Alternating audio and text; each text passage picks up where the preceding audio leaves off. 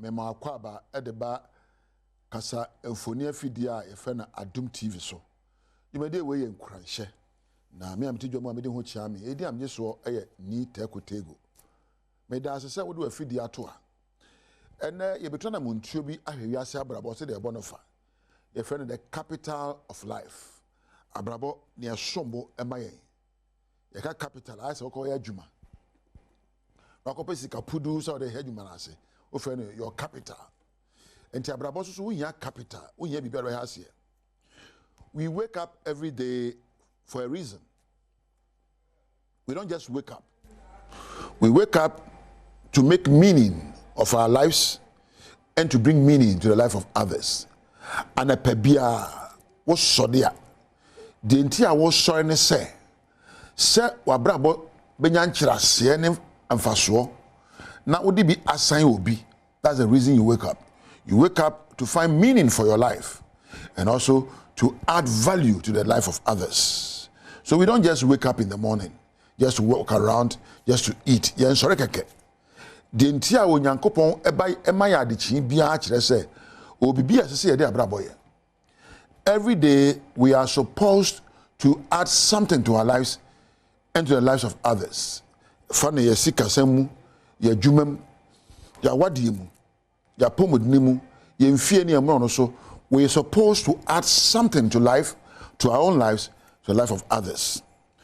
We go through what we go through as a part of the program and preparation to make us become greater and better. And you might family abrabo mu nyina no eto ye se ye be sua de afiri mu na hyehyɛ abrabo etimi ade bubra e wo daache emu ene nea wo be famu eno anea wo famu no enye mu na betena bosobo how be a wunya ye no e ba se obenya no yie na de abubraba e kan potokasem the best place to build a business is around a problem. The best place to build your problem to build a business or profit is around a problem.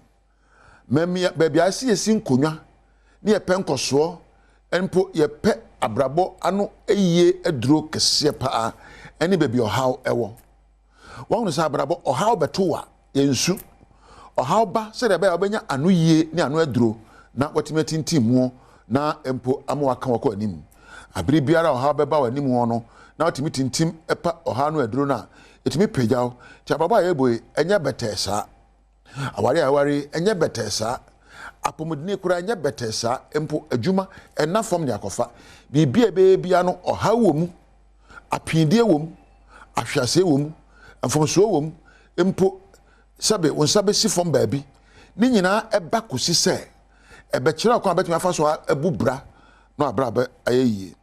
Life successes are created when we solve our problems. Life successes are created when we unlock the challenges and create opportunities for our growth. Abrabo ye boy enkunimdie enyina so ene nioma ye gina no epa no aduro. Abrabo ye boy enkunimdie enyina so eba na yesika semu ya dwumam ya pomodne ya wadem ni adesuam no nyina so ene se ye hu challenge ni afifi mu ape opportunity wom se me so meyie na wasemu ayi.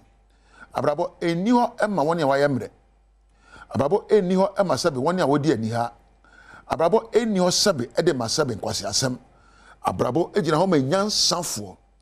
Abrabo ejina ho ma woni a wa akuduro obetime ejina wona so apenyansa adware wona adwene na wabubura ene bebubura. Baba yebuyi eni ho ema woni asabi da bia wotwadwa asu. Ababo eni ho ma woni adabia wonwinwi ena mi kurumpemi ena mi rai mi se dabi jai na hunu ni awo famu bia se eka brabo ho enti na beto wo no enti nyina mu nsu enyina mu ni apinie enyina mu embobo yoma ho gina mu na bisa se kwan ben so na mefa na makoma nim na ma ni yie. Why do you think Christ became so popular? To the extent that today people are using his name to make business. Edem na ma Yesu ene ye kasa ni dia ka nipa no mu ya ene na mafo bi ede ni dia business a odi jisika won krofo dada krofo ede jisika kase. Yesu oye popular esan say or solve problems. Christ became popular because he was a problem solver. Meboa. Ebi yare no wasa ne yare, obi ene fra no wa yefro, accommodate nkofo no command brodo be mpimpim, ose munni obi wi ose wanyane no. Saa nyoma no wo ye no ema sabinidi eka nipa num. Eno nti oni pa bia ye bo seba brabom, identify one particular problem in your life. Identify one particular problem in your family. Identify one particular problem in your nation. Identify a problem in your marriage and solve it. That is the only way you can leave a mark in the hearts and minds of people. Ya mase be didi ako party. Say be afa man member. No. Life rewards problem solvers. What am I going to? Life reward problem solvers. The amount and the size of the problem you solve determines the size of your rewards. Oko kraso ada yema 1 + 1 small problem. But university a more problem mu oduo na we wiase wanya degree. So the size of your problem determines the size of your rewards. Stop complaining when there are problems. Stop murmuring and stop worrying, and rather sit back and find out what is in this program that I can solve to make my life better. Abrabo awubue ensembeto to be enkoyie jai se wusu jai se wo bosobo na ka kire won se e de na meye no dai na mepaja me ho afiri ahwase mu agina ho brane gira ho na meja ha na me de nkra kese ama se me kwa ne sa edi am jeso Apostle Dr. Nita Kotegu me da se onya amrehwe me me da Adom TV adwumayefo nyina ase titire me nua ba ma Thomas ni ade na eja Welbeck ampadu na sound ni camera fo nyina me do bi ase me nyankwa badwama adwumadi edi akire to se menko woni onyame entina ase na hwe so pa ne bambo hwe ene 1 October hwe so ka ho bi enura ne ani adofo bi na wo ho ne wo ma ehunu se na woti ase nkwa hodin kurawo a fa se dama de obo wo no ye de rade ase de du so no badwam kase na nsam no ye todwo mu bi a wo betini achochofo nka bomu ko dwene po ni susu a wo susu yesa nkenne wo mo ye kire no wo mabo asensen ye beko ho Jamestown Royal Family no so ese wo mo patent ne de ama wo no mo konfo pani ya na no fiada nipa bi age ne kra free ne nsam sansam no ene ensem bi na no pay me de bro sa Adom TV bedwam kase wo share live or Facebook /Adom TV Extra Go TV 119 DSTV 280 ko YouTube Adom TV Tube yo ho sansem we ni bebre so okọ adomonline.com a ebi wo ho faseda Emma Majoy Trish won matadi ba ko fefe ene hyeme na fe ope etire se nwina kasa ana braided one so a the links won nyina ko Instagram a won mo ho midin de afia amankwa tamaklo afia ni de mientie se den sam ni nchemu ankasa etie achachafo nkabomuko mechre teacher unions aye pre-tertiary fo no worma kendifo enene womu nyina kwa adwen ba ko se wormo ensusuye no won adwene a wormo boy yese enebene ewo enkran wormo ebeye ye kire no worma bo ede asensen na ni nyina no eye nhyiamudie chenkyere bia enu ekoso ewo soafo ye wo hwe enwomasua so Dr. Yawose Educhum ene Ghana Education Service and afa leaders a one more teacher union no ano ewo eye enkran na owura Dr. say Educhum ne nkasa mu no wo kire sensem na wo mo bro so ni nyina ka ye ni nyina wo mu na mpanimfo nso atu ho na mo krampo nso edada enunti ena aka ho biama adwene ene pa empanifo wono adwene susu ye ni nyina no ene wonde aba na wieye yenkase ahodo mu no sansam no ye beto aso ewo ho Jamestown Royal Family abusua ene ne won se wo mu hia atentenene ede ma wono mo ede hye won konfo pani eye ni ayite okunko ya nanu fiada obi nim bebia nipa no free wabeje pani kra efri ne nsemu ni ayite konko ahia me yo ye palace no e woni ahala tuwe palace jake sentu mi nutu mo ni atu e jamfe laji mo ni etu sentu mi nutu mo wanyangwa ka jegbu we ma gbanye ni bi ko me Ebesia ya kusum kreda koni e yo tumu ke aso amanke hogba noni no ni wa nu pe ja ke langa se ni Dr. Prince Ashanku Buskwe ke ni apia ke ba wo hia me ametwa e tutu amesumu le bada wala e ja ka mele gbomoni jile nya mele nu tumu ni sani etu ni Dr. Prince Ashanku Buskwe le ake sengula mo etu kokusunko ehakole lo kaji mene sengula mo be na mo ayo dase ahemfo na ebusuafo bi a wɔn nso ne Adom News nsɛntwɛfoɔ atwetwe nsansɛm ho nkɔmɔ no wɔn nso de nsɛm sei na tuudwa ya nyina esi ya hia ye ba na watwe akɔdan no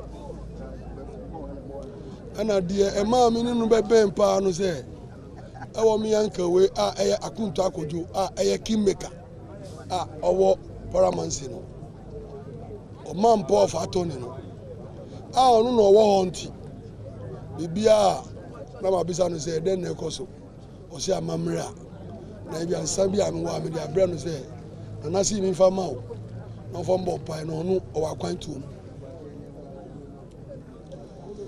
nti mini ayite konko deɛ mi nua paa Adansehene Opaja Kochre Bonsrefi ye ya wotoso emienu se ni trimupɔ ede na adwene ya sanka wo tu galamse ase afri ne mantam no mu no entimi amamu a omo obi asobo se asantemantam soafo Simon Osemensa ene Adanse North Mensin Mokrache Eric Kusi Junior omo na ye ma ne botai wantimi enuro ho munkyeremu nana edutudwa dear mesrese enonna adiminya ewo adanse ha me ba foforo no 2014 mitutu ahemfo bebre fa galamse ho galamse asema me koka aye ana kofa dia division no baaye ti ya tanka bomu no me mpese mesa kofa galamse sembia aba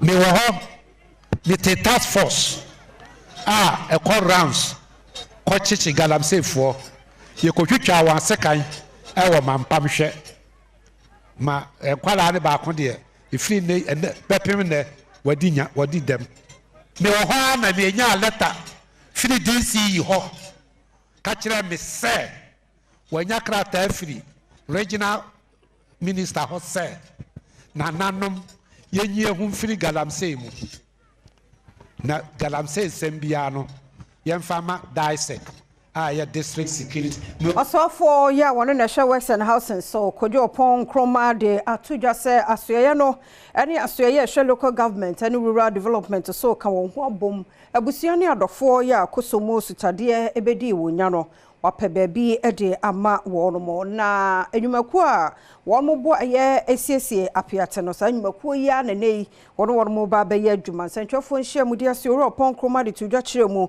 sa wono mo aye nhwehwedua hunu nipa kro potia womo hia se dan no womo enya bie na wo kire mu se emu oha mu nchemu aduanan 40% de womo stafata so wonya fifoforo ede etena nti wo hwa edan esom 2225 units ene nei one more ABC.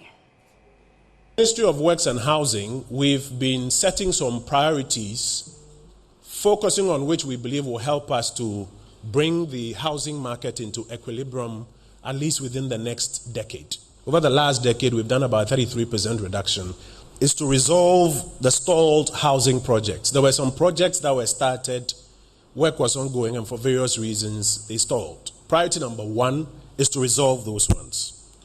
Priority number two is that for the ongoing affordable housing programs, you know, I mentioned that there are programs under the policy. One of the programs we have is affordable housing program. So for the ongoing affordable housing program, which has some specific projects therein, we want to fast track them and bring them to a conclusion as quickly as possible. Priority number three is that we are focusing on initiatives to expand public sector housing. The single largest employer in Ghana is the government of Ghana. And a lot of public servants have housing as one of their benefits. It's also important because it gives them a place to lay their head and therefore to be able to serve the Republic better. But in years gone by, we haven't built a lot of new public sector housing. And so our third priority is to focus on our initiatives that are aimed at expanding public sector housing. Number 4, housing is put on land. So one of the things that we are prioritizing is to secure and expand our land banks at the ministry, because we believe that A, it makes it easier for us to do our own housing projects, and B, where we have to do projects with the private sector, if we have land available to them, it cuts their hustle by a significant percentage. But these 4 are mostly old items on our calendar, which we are prioritizing. And then there are a number of new items that we've put on our calendar since about February this year, when I met with the leadership of the ministry. Number 1, which is number 5 on our list, is to develop a public-private partnership. Omai guso ahubabo mu hwesa chechefo eda yebedie no sonko na no registrar the National Teaching Council ye Dr. Christian Adaipoku na wo kire se etichafo hu hia ye papa ya enu hu kwan se ye toto won mo ase teacher nimu a bebi a migina nka mitumi emegina wo mu di akotene e wo man koso ene ne nkanko enti ene abasobodi a ene ya chechire ne kufu di ato ho ede bebo achechefo abasui teacher for nyina enti teacher for da ye de ehwo teacher for nyina abasobodi na bam no a ya chede we ne de ye yi kakra bia be ka ho kwa part de ade ye surunku mu pa ne titiri ne se teacher for wo wiase nyina ene ye bo ma basa fi de no but aye su ye ni so ne se ye ma teacher for ene ye ntie won ye teacher for be ka bia no se ye entutu nkuta ho di ana entutu ye bia fa ngomesua ho a o se teacher for ne ebamu yi yeti omoni wom na de ombeka no so no ye dibi dwuma ema engomesua ekoso na enye ni teacher for de se ya hohwa won ne ye mfa obu a efata wom ama wom a na oman no je se ye ne omo ani ni ye because ye nyina enim se embofra tetie yade a ye pa wiase mbibiri ho no mo a enkoda no embra omudi e wo school no kura no ya do so a che omo a de omudi wo fie because obesore ano papa o so ano pa no ko school onya kwa ne maame ne papa eni nkita ho o ko school no pon a by the time mama bedru fie no ane maame ne papa mo mfra djuma kura ma o mo ba few hours na koda na sa koda nti no most of the active time akoda wo no o mo ta no mo teacher phone na etina nti akoda no ba be ye ni papa wo wiase da achi a ne kase gina teacher phone mo tete wo mo so eno nti na teacher phone ho hia pa wo man yina nsane bitima be ye tie no ihia se nya teacher for mbetimi aboan yi nti o mai 5 October bia wiase nyi era se yenyina no so na Adom TV Badwam kase na ha na brema kwan na ye de asiase da ne ya wo de amre ne adaje wo kode erode mfa nkomra sumdie ne mom koso a share live on Facebook/Adom TV Extra na so ko YouTube ya Adom TV Tube ye base sie de bonkrata any online de no atwa so be 2 minutes ye nche ye kwaba yada se yamma wakwa babiem Adom TV Badwam dwumade no so ya hyase dada 5:30 ne won from se Badwam de nwom gigimo so a na fe ni te kotegu abani nkranhyensem wie pe ye de news na to so ene yakwa basisi ye a ye ba de bonkrata no ene online de no aka ho de amount ye mo akwa ba na danyame ase enye obi a ne hu ne ti wa hu na fa se da no ma de obo wo no that is ufo no was sorry to set for mene Benjamin Asante Dakon aka Omanhene aka DJ DJ na mrefi but former PE teacher no Seben and about DJ Hitman former PE teacher ni jira hosa no why is open no honorable incoming emo ache. Well, maybe anyway, I better distract me focus because I could hear about Castra. In your mind, self-fatally. Mrs. Tana, you pay pa or a dogs. I say, it's really problem. Once or them are found to say, really be verbal abuse. I have the right. Say, Mr. McCockle or you complain or dogs or bad Nanoa Bobema. I know. Akasa, I will coin be a Ebema. makukuduro ni migidie wa bra bom ni manam otu no ebetosi it is an abuse mama mfa ni agosa ohu obi wa say eh na o sin na etu na there be sa kasa na ebu abem say de ene anopei me nua ba ayeme no say enye nyame na ebe hye me nkuran amama hoden sonko a usi obi eni de wofu aye ni we de wo ginsem sa kasa usi oba dia ta no wa se tata ai wani mbe woni me woka obinti bi kura se aka je na de ho afe o kama na oti de aye kama ohu wo be pakwan papa bi so aka chem no ebi ampadu ene 2 days de on ta da hye de da ho do ntam ofu na e pampe ofu na aka chem ba Sana kasa jenipa. Sua kasa. Ampadu no kasa wana. Sua kasa metini mayi menipa. Sua kasa. De bia da no man wo jinsem na man wo jin na aden in fact so for kwachi kro no wo jinsem a wo ba mo ne wono manyina no ye twa so ha. Yen hihie wo nkra ampa sinto no wo ho obua no ampa zo wo jinsem because o nantiga wo enye papa je say utimi fa kwan usu akasa che de de bia o kasa che mi wa mo apomudin hia mo apomudin papa ba wo betina se no papa hwe na do hwe o manim ka che be de mo yi e bo papa mo bransa pepepe sa na o ka che o ma se de o papa mo brana na kwa 18 years wa ori mu no o papa no mo bra o so de na kwa 18 years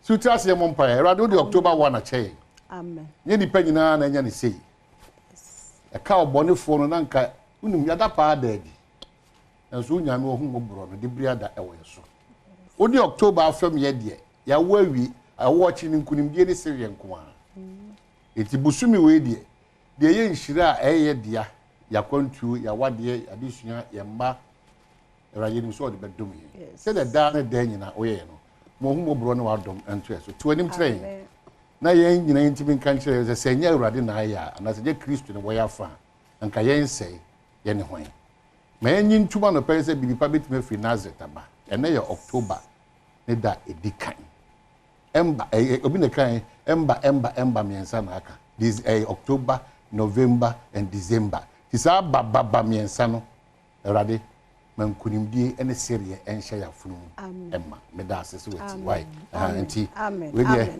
me zanka was secretary debate na my 11th yeah the bro 11th October Accra Digital Center food and agriculture food and agriculture very important nti secretary debate the ebo onu nyina ne se ye koto aba December 7th abaka ye energy Adom TV me hwe no na NDC ni MPP ni almost say yay education yay health it will have some number na ya clear every ho it yakọ apomuden yakọ ya kan say additional wonsem ya wura anyinam kane ahonsem ya be wura kwan mu ene de fiada eba eda yanim ne we 11th of October or Accra Digital Center 7 AM sectoral debate ya de bro food and agriculture asem here nuane aye di kuaya hodo aye ebi ye moa ebi ni mu ye nkokọ ebi ni mu to aburo ebi ni mu tete aye cashew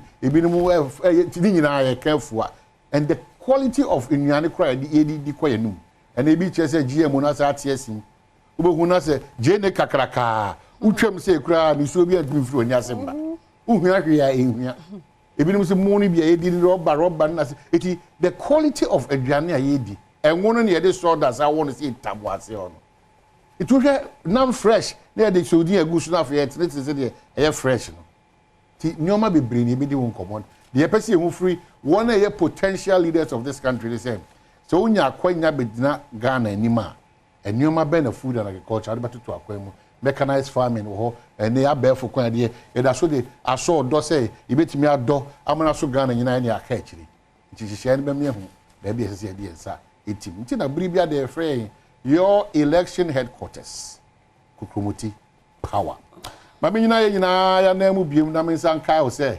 October 1 de ye adwumaden nye ofa wo ho ntimi nye adwuma frimpon ne bi bai no o be ka cha na ba so say ye twa ma ofa frim na fe ofa na ma be na frimpon me cameraman na obobo radio test wo peso no abrabo chim ne be he na nya o de be nya camera chi kede ye tonoko PSG ni teams akese Nemo enka chire ti offer ho for us mentality owu amenya ntade bebere hwa na ekowu amenya ntade bebere we ye adwuma na kope bito wa geji se obi wo de ye adwuma na kope bito ti anu no why and they move free if you move free because move free be 10 minutes be 5 minutes myself at the time you media 030221701702703703 and now your 1st October can you meet on that can be your conference you know 0302211702703703 your channel. Okay, so whilst we are waiting on some of to join the broadcast whilst we also waiting for your call no daily guide say Samira campaigns for Baomia in Akwatia and the big one Ghana secures $30 million to protect forest. Oh, this one there abusuya yakọ na nekwa de internet na aba no kwenti de kane no amamre kwa so ansa na beti saase mu no na abusuya hu awie de abusuya de beto abontin oh erade empare ye emfie fie you know emfie fie guide the late Cynthia Enim a Brig Girls headmistress anaku iti adan no ya wo de we be afia man kwase mo edamiti mo say 102 kura na we den a enye easy Tipe abusuya yako sukuru ni yako Ghana yina yako the Brig Girls one of the ultimates Ghana ko ye adwuma you know ko ye adwuma mo my Ghana so painful nti say kunu ne matitude kunu ne matitude so sad Saglime housing project begins November era ko jo pon kroma so no asencho fo nhemo ye no so de no sem appear first call okay good for me wa ho ba no so Thomas ano pay ye mo ache e mo akwaba Papa chom joso papa be me na hina wo hwe mfia no pay Papa chom jofu asanka gwa dan kutom so yo ye ntie we Papa chom wa serving for the ho chi papa wo ye kwa abana be ti so no o kate so be blue anzo kondata food na dwan ko omna dwan ko bia ne so bim ye be so say na pemisa kan de mama aba Yada say ajibi asanka gwa obo kro so western contractor for you nefi almost required so they said drip for no drip ho no mo fast ba contractor wa okay koso ajibi no pay mo ache mo akwaba ya me di oba pa na mo hote say nya me adom wo hu ye mobo na wonso boba pampa cho me ka sexy kuma si atuma ko so de okay ni a me frame say apopon pano ekoti Kesian. O se ahe kwan. Se pa cho atuma ko phobia. Aha, o se kwan bi to go ye kwan bi da akropon da akofans akropon Kesian. Yeah. Asene nyame ada wo mampani fo bu so ayeye. Yeah. Na ye sere so mo ko so anye no mu nwie mayen. Ya na o mo nka ya o mu nwie na kan nti yesere madawruma mo de mo kan ti futi because madofo dosh nti yesere mo a mo kama no ntun na wo wie na ye oguso yete oguso na dawruma o wie na ye why no ya da say enim se mpanifo tie mo wie mo hwa ase a mo wie na ya na mo gya na obi ba ya na no odin ofofro nso oso medofo no peye mo ache emo akwaba e de osu bro Pacho, friend Patrick, make us free and is abun sum of na majo so thank you. Yo, ora Patrick yeda say yenti o. Na de yewura o manhene na me tia no na madana se. Bra me ba free mo no me bona mane. Ono so ya announcement ma me a. And the 7 fast akonya so na me dana se. Many nyina de free African ase enti baby he draw hene medasi ya mishira wati amen medasi edase ya dase pa nti wonde obedase SK obwase SK no pay ya mo ache mo akaba gase mo for SK bo me afia man kwa me tusu edase se mo ho ye de nyame adom pa no de se twa konkron ye de nyame ase SK bo nyame ne hene obwase ana me kase free ma me afia man kwa kaka me ka ene se empenfo ntwomo ni mehwe odotobiri amanse central na yenso ye ka omaga na ho ye to abani bi esanse efikwa me nkoma penso odotobiri kotal edi kotal yeni ehu bida and the bia ya toba ewo omagana ntie fre empenifo no se tira mo che kotal e manko empesua so bia so no omutwe mo ne hwe amase central yensunya kotal bia eyeyi omagana mu ya to hwe ekro another constituency a ebo omomode pa wo empuntunjuma mu eye kuayomu yesu kusema eyototobri yada se papa yemfa last caller Mr Nobody wa humano so we are somebody Mr Nobody arofa yemu achemu akwaba mejo so medawafe anyway mojuma pa mo Adom TV amama ye somebody medawafe yes somebody oba efri kroboduma fe edi back home ya ye MCE ni no a was akwa so nyina Honorable Simon obon homodin na nado dan kwa kupa do so betwe efri so manya di Badwam road no se ni omo se ye no papa bridge na after nyina no omo ye na gutters ni nyina so omo ye omo nya ni gidigidi se emre bi a ye di adwen wo begu ekon so maye no se de ekon papa no mo ye tina nado dan kwa kupa do beda wase ni woduma pa wudi wo koduma fe yada se papa ya wie course no okay elebisi fancy yo elebisi but kokobo akwa mama mo ye cement adwuma mo nam kwati kwa so ye cement adwuma say de uni licenses a due emra na ebeso era land traumatis media me ba me audit mining licenses a hodo e dia mama nkofo nya no ya hwe de be ko so fiasi yada se ya wie ne sade agudie mu nsamo to aso health tips wo ho week mu nyina ye headaches utidwa wafa ne saa da bi tipaye no nye problem bia na yare bi hu sunsun so na eja utipaye nti se uti owia entena se enunum painkiller keke nti enu awo kan ye ho enne nso ene wiki mu nyina ho komo eno no na ho sepa ba ne mambotma e de ho sepa bebre ye komo bi bebe mi interview sa na fe asemidika pensem mu koso ane ne entena wa Adom TV ye da se. Good morning, so I'm Raso say there good even some 12 so I will be jump so na no pay wala natural mineral water as usual all this ya konkon ye den some basa wala natural mineral water ensuo no aye bebre me pacho bebre na abadwaman so say so the galamsey ne kan kono de wan hwe yi no anum nsu papa na akopa yare bia ma ho say su skeni ho na yare asan bebo nti ne anum nsu papa preko wala natural mineral water wala kan one pay na yare some no ebra wo bedwam so Sergio Manucho Bernard Paddy Butwe omo me producers ya na the nankasa kan kejwa na ho Eric Ase edu bwari secretary debate baso den anya sam ketwa bia du no agriculture said the edikan akaka no edikan akaka no me gidi se wasua na ma bebre fi mo den we mu kan die MC etomo ma beboa enti e bad den se na edikan bo me be bai kra na e bo de kire se orebado ni ade ati ye ko nyina mebo mu amwa makaka wa mo hu se ne ho nsam so besi akoda games are all basso in the UEFA Champions League and but Mamisha Semfan Finra games be a bass. So Bournemouth in the EPL, what you say yes, EPL night football, which right Antoine Semenyo and Otimia ball that third goal the man Bournemouth for La Liga PRL Las Palmas by 3-1. Of course so PRL Las Palmas game anymore. Now yanko the other game a basso in the Serie A Cagliari kwa way to Parma for Parma. Of course so in the Italian Serie A.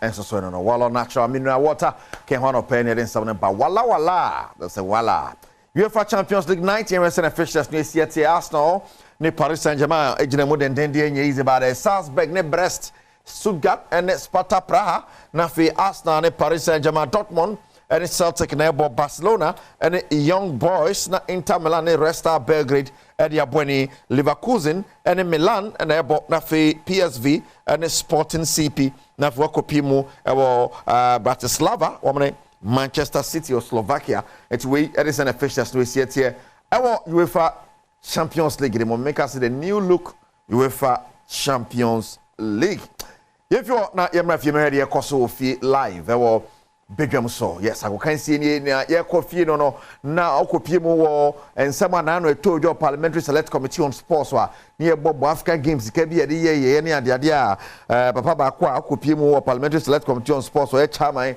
honorable Kobna Mensa Goyome ni nsema ne bi ade tutu dwa na enra empanifo a wo mo na hwe ma the African Games bar so the LOC ɛne wɔn mpanimfoɔ a press conference ɛde nkyerɛmu bebree na aba fasika asɛm bi ne sika bi a yɛbɔ so ɛwɔ n'ano nhyɛ mu n'ase.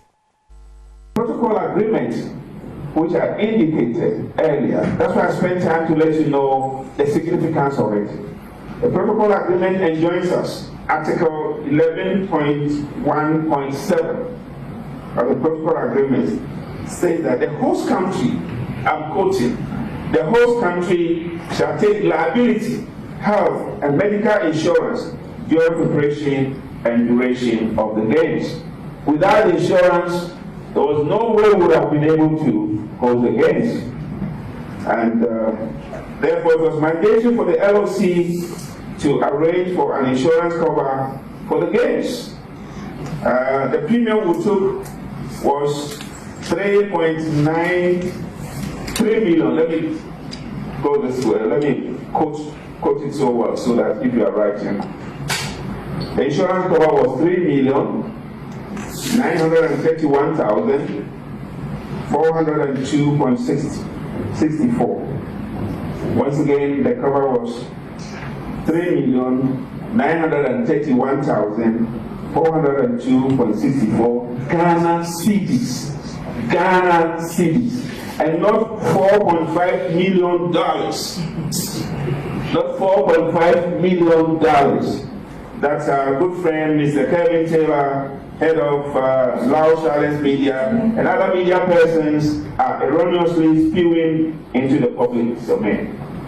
We never spent the taxpayers' money to the tune of $4.5 million on insurance.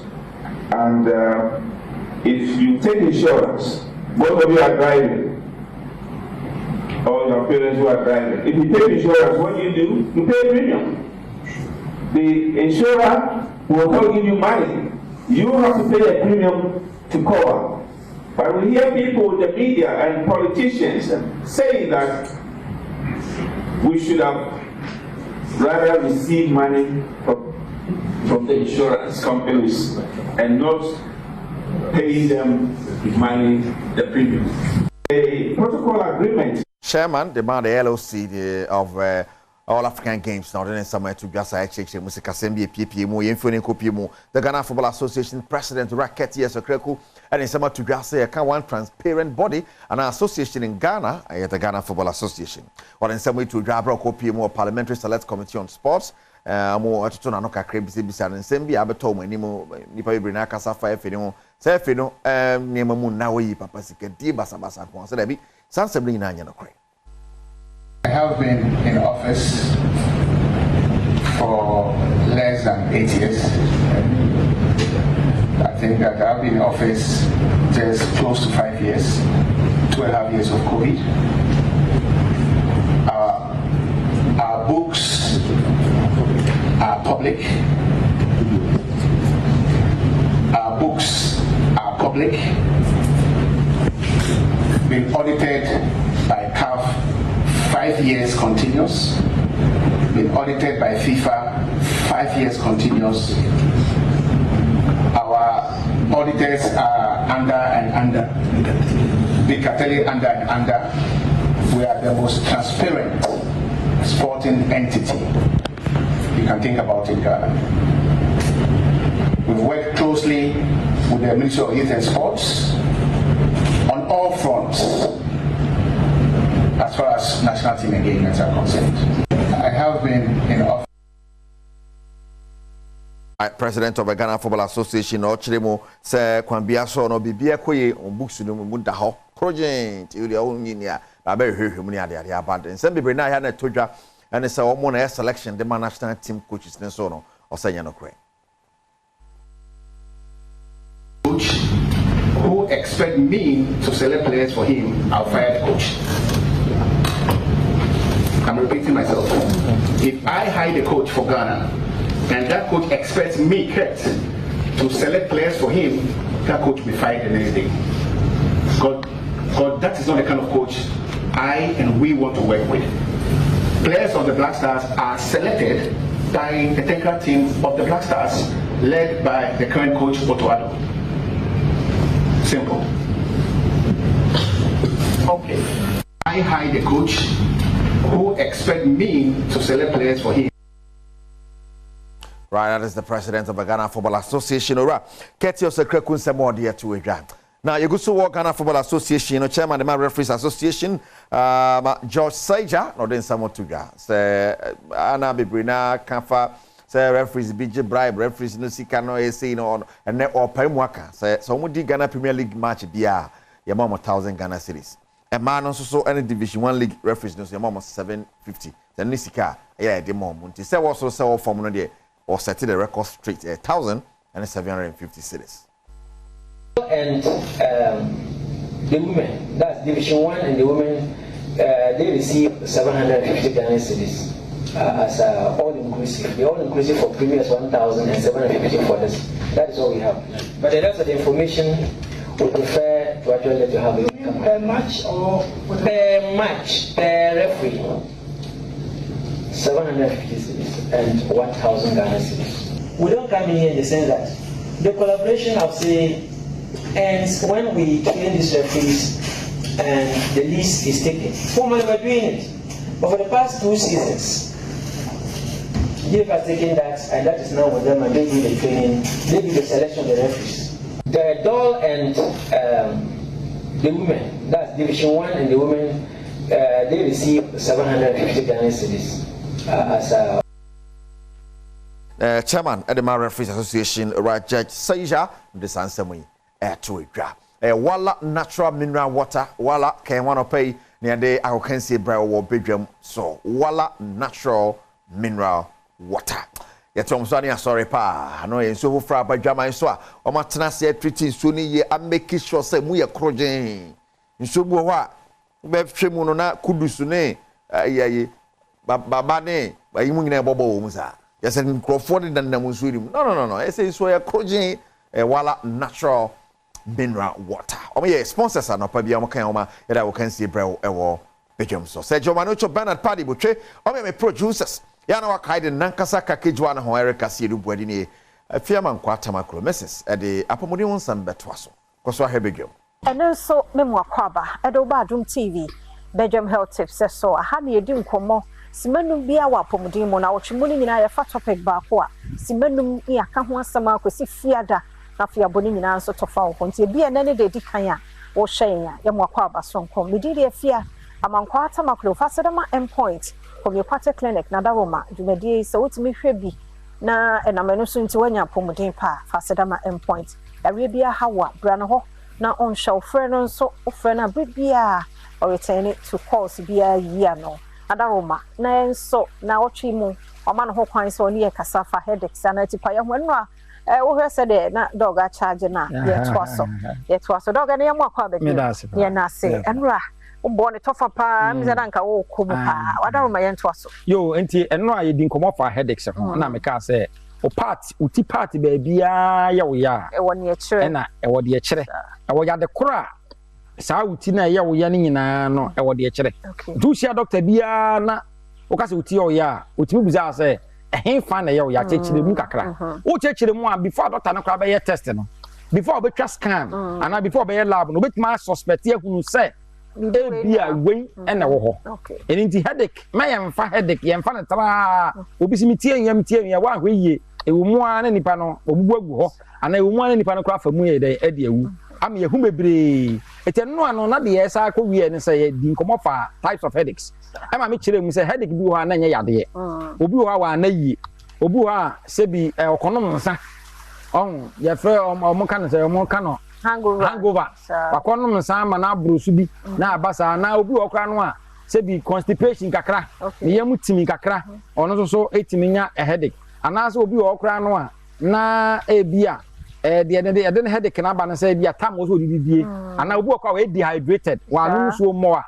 ono so kra na obi okwa na within a short time wonya stress bia ono so tinya headache na mom no the main headache ya yade secondary type of headache no eno de be mo hunu say wo de na secondary type of headache no say headache ya empa mebire no ano extra 2 days as a pain wo ho for 2 days yes and over anything na obo so obi betima konom obi betima nya headache mebo brand bi din because I had the pack and omoye to say F pack obi timi nya headache na into we advert na we say when symptoms persist more than 2 days ko hu doctor eto ma on advert no say your ordinary headache ya primary headache anya yade bi na de ba ya within a matter of a day or two no from few hours na be ko but who say uti payo and then uti payo 3 days time uti payo e wo mu a 1 week time uti payo a who said that type of headache no enya headache ya yade tena fie econom painkiller one we as a headache no e betima dey e betimi akum na there were different types of headaches. Your headache ni bia you can say tender clap headache. Tender. On say the tender a bomb. Agrada. Boom. Sa no be headache na ba here. It a bad at once boom. A body tin as ni tin bia bomb. I say what gain na gwana dwinim. I don't know within a matter of 1 minute no na ko e twa so a Rasiko Hospital. Okay. Yeah, what the type of headache? Because the tension headaches. Tension. Obi wa stress. Wow. Any you know, almost that type of headache na ba etini nyina. And also a type of headache no. Both etini nyina na eye. And no ba enya den but eye che. Yeah, what type of headache? Because say exertion headaches. Exertion. That's why is that a lot of pressure, physical activity. Okay. Why is this as a broso? Why we be man a broso? Not just also who's a DB away, no, a broso, a mauti, 8 me 8 me go. Yeah, what headache? I began to hormonal headaches. A man, that type of headache. And no, your ma, a ma penanya because a ma benya menses here. Who have before, during, and after menses, no. Sa headache no eba and only hormonal twice also hunu na yetimi hwe e man for because who nya menses you shouldn't be idea or say a crisis also it should be something that you have to go through smoothly and also a type of headache yeah what hemicranial continual headaches hemicranial continual headaches okay hemicranial continual headaches and also there is a who about in the half no both and so it me got none form and I work on the side they say that's a hemi half medically no sanity now both say go and see her because a dawson I said now what you ma home come on and it had the bia e cost bia they me pass be training na say so we think ga nko a na say toa so a bomodin na say ya bia ha bia no bomodin so be fa endpoint number 0244 86 70 68 0244 86 70 68. That's say Dr. Dubois now would say and cannot so can you win na it's no it's paye no na bia ne de yame ya do mo cha kan ho na da roman so nti dwumade de broye endpoint from your quarter clinic ya kono ho branches na ho do nyina ya adwuma koye scan na mema no e ma no so infections yenkɔhwɛ treating nyina free ho kyena nkwa hoden wo ho a e be share Obabedwem Ahunsepe Jumezido Oyehonosom for the Fantido, President for the Brothers and Sisters Association, Akwaba Sonko Zeba, World Best Satasa. No Asamara Yednam Makankanan Dana, you are some Makan Dennis saying you manage there, I can be 2 months bio. Now you can make a decision, Casapa. Now, say, American Dana, if I 68 days be. Na yere to abazunzun na America da mo no osan mosma mbrono waka kakra mo wedu nti ehu the political parties ni bebre we release one campaign songs na enyum no ibi e fa binyim na bi mo ho no ma wo twere enyum na ansa na was enyum no na wo to aba hey sister isn't say political campaign song na edo to aba well but I also was again into no da mukofuni nyina no migina ho zama ho and mo Bobby na ye tum na is a make a decision no into no me bebete bi ni wi a from na mo yo the pa no a kira mo atasa you know me ye amemu MPP abo NDC into ha na migina enyom na ye kama aka ye rehwe oye enyom na nkasa no atasa oye you can artistic enwa obi na wat no ho no aka nyama za abobom into the yesha nyum na kasa no yezi kana ye kwate ye ndisi fu no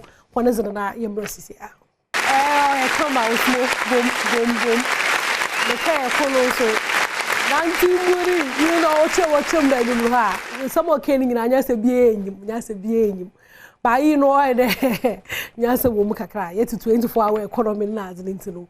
No, as a marriage, and you free one man, yank say, and people so one is an I am here. Ah, okay, no, before that, no, when I would tell mom, yen tell you, don't call. If you don't call so one, na new video. Now, so no more kakra, and now may enjoy the so kakra, and some is the MP for one. Listen, you why play when people last, but how you get MP for so ones now, you embrace here. Marangen, no MPP for so one campaign song no, and I add kakra no, Samini, and Ozzy Bay. No, my phone line say, na 2 minutes, pet. And you know more he's a pa no ya ode. Why Samini is another na seen is no. Another a mammy don't call, let's no mean poor boy, Moishu, numbers are broati. Into no one Samaran na Zoting it there. Baby phone lines not to honor. Now so me war papa or hade or ye obia or ye quench your foods mum. I must off. Now or son I got a fuzzy when you papa as obia ocha sene or ye actor and a pastor. Zun. Na and pay Martin Safran house and there may hunde or your projects mean to know. So them mutum na me return unkomoka crack into no and pay can fiati. Good morning. Fancy do the me who. Remember number here is me fancy, but ubi on the wapima. Pay loco papa loco or bridge man. And pay muya bibiaboko. Yamanadum and humobro. Was the free and into me to account, not the chair. No cry. No cry. Oi manage part and pay me to na musmenya kwenya the musmo to me na me wage na honum. My so manager. Fancy dolls it. Okay. It's no ejina hade yaze ye botum na ye a film ho nkomo kakra. Sunday from time I you so no na started na ye show film. Na ejina nyo papa. Minim say mutum akade a comedian is that because not most of all films na there me who dey comedy na ze. Minim mameyo the Juman almost scripter na ahwedo na I baby to my na Nyankopon auto ni isu gudwa na we to my educating kofo. Nice. More than my any. Nice. Fancy major account still make Baby jira bia e fine into my own share e so phone so is done e dey bi no it be combine e bi no mu a oye say so for dey nipa ho adwuma ye na senior adwuma so ye nipa ho adwuma ye o hwa go say Jesus Christo say o kire eniama kra o twan ade no ho mfoni say nyankofo no beti ase say o yo kire ni nti otonebo say ne obekire eniama ma wate ase na senior so ho mfa so no it is to ye dey educate ye dey inform ye dey entertain so basically it's not BBI it's not by my might. It's just by grace that God has given us. Near the man, he won't call somebody like me and the things I have done. So basically, honor no equipping so that we can be able to do the two and others. Because that was a full-time job. So we do a lot of things. And thanks to my father, Dr. Gwedinya Meche, also bit my BBI as full-time. It's not jack of trades, master of none, but whatever your hand finds to do, say, he can help you to do it. So he's my the person I rely on. Into no my yensha ekrom hade na nkasa no na ye hu no wotwa sene in a certain light. Into no obi a etwa form na baba yesofo no ehun de accepted Ghana food jitum de butuma act na sana pastor they say Bible say Mamen kind of protocol. Yes, I'm a tribe here. I say we don't come to you with the enticing words of human wisdom, but by the exhibition of power. So even if the person honjin this in yamia frewa, so but not in yamia sem no who yamin century ne, and in it to me say a year juma or no one who say yankopon and a year juma. So Jesus Christ Christ said, and you'll be an agile too. Israel for the cry say no so it's normal for but you in your challenges I get it a lot. I have people So me wo East Legon branch of the Makers House, yeah. And I have people like Omaba Asaram say, well, no, as of no, so concert man. But when they sit down and God does his thing, nobody will tell you that it's God that is at work. And I would say me papa a lot because watching me never be brave. Dr. Bodinya Michebeka said, what you give yourself to, you become. And if you give yourself to anyhow lifestyle, you become anyhow. I think the challenge with Senior Jumano is the fact that because it's acting, make believe, it's a bit of pretense, becoming something I own yet. But as a so young man go for GD say, oh yes, I need and you're trusting anywhere still it's Misha Sat at the end of the Nantico. And say we are not nobody cry anything, so Senimu no BBD. Now I feel I better than in a lifestyle. Was at they come I done in a lifestyle. And see all forces say obey Bibia and yes, not. So it will make people see you in that light. So I've seen the church man. I say, we rather ma o shattered. So shattered. Now the coin will be we are about now they are too. And so I think majority of the issues now is from us and how we carry ourselves. But God will help us. Nsi baye hwe abaros na abaros din na FG and age will be. I think even before I maybe so for na me trust near Madeja ebedaho. Okay. If it has to be so, I make believe into I'm not the type of pastor I make say Majinya Nkopo nti Yesu Christo ti ma brabo nti say story no ebeboa ama obi abrabo asesa I won't take it. If I have to be an armed robber for somebody to see the armed robbery enye na say ebeboa na manasesa na brabo, you have to do it because you it's role play until oh yes senia obi bisua bibi efrimu na ode abone bra. Like I said earlier, say we na say oko boss ajantra bra na say akohwi bra na and then a problem but it is to help people reform, and basically that's what is most important. Say now Kopon say he created evil and good and they both report to him. So we need to be able to use what God has given us. Okay. Me fana me new base nkomo afa in the most may recruit actors na actress okrom hade na sisi awaka e do so they were numbers on social media. First no so na nim don to them. Nti e base them nkomo no, but before that no mayenka wo project na wasam celebrity impact award. Yes, Ghana Celebrity Impact Award. Okay. Yeah. Mpojo cheche muchem kakra. Mpo first of all, the okrom hade ye ka celebrity on e wana. I can't near the program we aba. Because most of the time you can't celebrate a young for feel say you'll be a one croma who say fancy doll Norcon. But we want to redefine celebrity because how do you call yourself a celebrity when you are not making any impact on society? Not even on an individual. Yet let us say oh you're a celebrity, na say akoshibra and aoba. You're impacting people negatively. But Ghana Celebrity Impact Awards basically is you're putting it together such that in Kofwa nipa itimi huomono. You per se you say then on my year bois and crankra. Aside that no so no obi wo ho a onye obi a obi anim no onam kra obi anhu no. And so when who said bibi wo ho a atochima ewo ewiasim. Na ode ono ani tumi anase ono edi kan na wa mankofo aboa no se ne ombe bibi aboa. I'm saying now your sister be a man posting the call a Caribbean school down cranny ho. And so call your then or born a home modding a contacting call for a boy send a school down about a man colano so any baby or muko school. Sani pano a celebrity saying Nipana ye name no radio and TV so on fan a brabo nye bibi papabia mwa ubia abrabo and asitlim. So you're breaking it into three.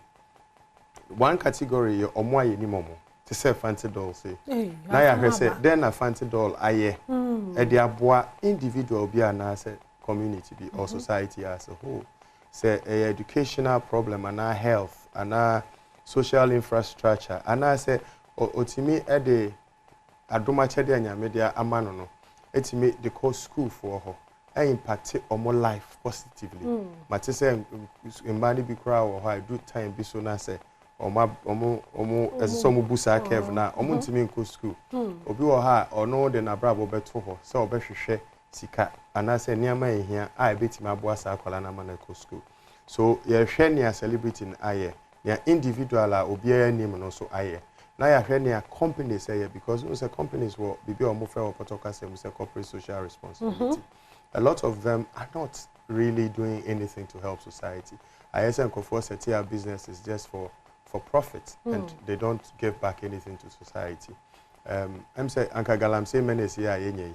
Sanka omoye wi na say omo kata omo bibia asuye. And I say they work according to the laws of the land.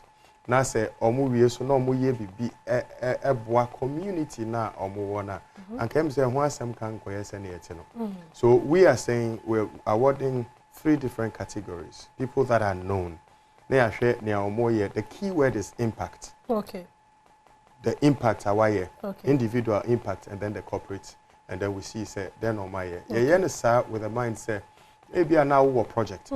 Open so yeah the boy or community. But it's a challenge. Yes, Anna, it opens up the nation. Send individuals and the companies, a interface. So that it makes it easier for the company to know, say, I have to support this individual or celebrity. So it's all about transforming society and making it impact. Yes. The key thing is impact. On your numbers, on your digital TV do, on your digital radio do, or your impact. And even the impact, a positive impact. Sure. That's where our emphasis is. Into obi to me for cameras no do one day no what's why celebrate okuma but them nyimpa no celebrate. But on chatting definition and chatting. It's not the mina yare share one my fan there e biase ni twa e we yonkofo bebre we chira ye nshada celebrate one today one no what trust no one ma set what set camera guys na azo no no say yasha who them call for no who no ma them who ma wo act na azo no why stars no so no them call for ni nyina no ye bu na nyu ogu no nti them call for ni nyina no obia the beautiful thing about this awards is the fact that wo betimi nominate obi wonim ebia baby oteno crowd obi anim ebia de ketu e bi no waye won say obi wo ha obetimi aye ade de abo ankofo 100 obi so be ya ade de abo nipa baako asa nipa baako no mwa na onyaye no betimi ama na ye bibi e be boa ankrankra so when ye to say team na ye work together nyankopon na amaye idea no and I wadum yen to put it together but ye per se ye nyina ye own project so you can nominate somebody so you can nominate yourself my share da benda no orbado you're launching the 5th of September okay so your nomination stage is currently ongoing initially we wanted to end on the 5th but for our contacting said they didn't hear about it early until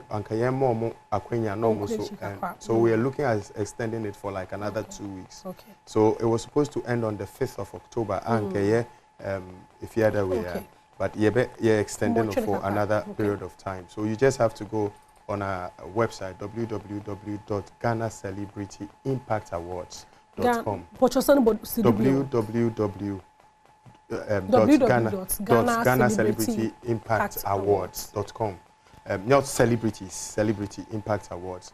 Then further information so you can get it on the website, but you can also do it for ease. Info@Ghana Celebrity Impact Awards. Nice. Then when you have accessed all that, now pursue your nomination. Now you do nomination at Ghana Celebrity ImpactAwards.com.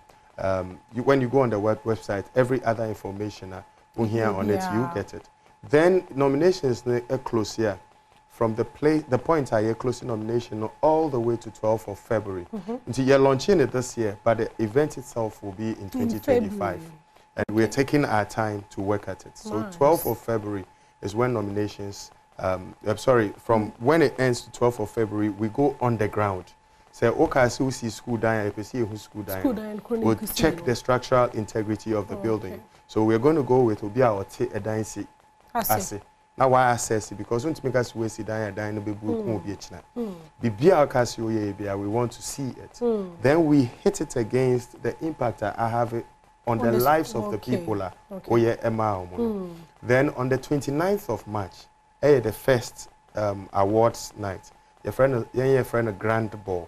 And when you award the companies are on my year to help society. So we award 17 companies from all the various groupings identified. So we're no voting in you. Voting room. Oh, okay. Voting room. And research and we confirm. Say this person that you nominated fit for consideration. Now the AMA jury. That jury are finalizing everything. The research team now here. Then from that point, the populace would have 60%. The jury will have 60%, and then the populace will have 40%. Okay. But 29th March is when we award the companies. Okay. Now you announce the celebrities and individuals or my impact consider for awards for the voting process. The companies are not up for voting until the year 29th. Okay. Then we want to break barriers, and so we're doing a conference for women. The emphasis is on women, but Bema bit me about BTB. But your focus here to empower them to be able to use what God has given them. And we are 26th of April. Okay. Then the grand event is on the 24th of March. Well thought through, Papa. Yes. Meji good dates no na bring market. Yeah, but it's easy. Once you go on the website, you get every information. Let's launch in the Yeah, launch on 5th of September. Oh, nice. Nice. But so we are in the nomination stage. Okay. And then we take it from there. Kenny Embre na Embre nti mamenda wase papa the way to na wadwin bibi dem ho because say no nka society en focus no shifting na he na adwin he dey obi fa cameras na nyima why celebrate but ama ya tase there or a positive impact no obi to me celebrate nyame sure bebre dey to me be kan sa wa ha nyame sure meze besi ha dey da before moko no wo be kofi produce there ochie o so e nafty final year project no okay show room. Oh, a very good man. I know Donyame so pa. Ono kwa mami who said the best celebrity in the world is Jesus. Oh. It's me so far. Okay, no asa again. Me the best had dey nkomo no me sure pa dey.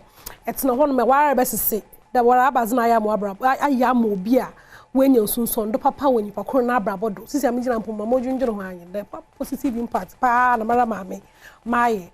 Into no murfa na mzakobo mo bra waso fa na ye bibi wo community o be ko fi pedro was nominated the positive impact ya me no but why one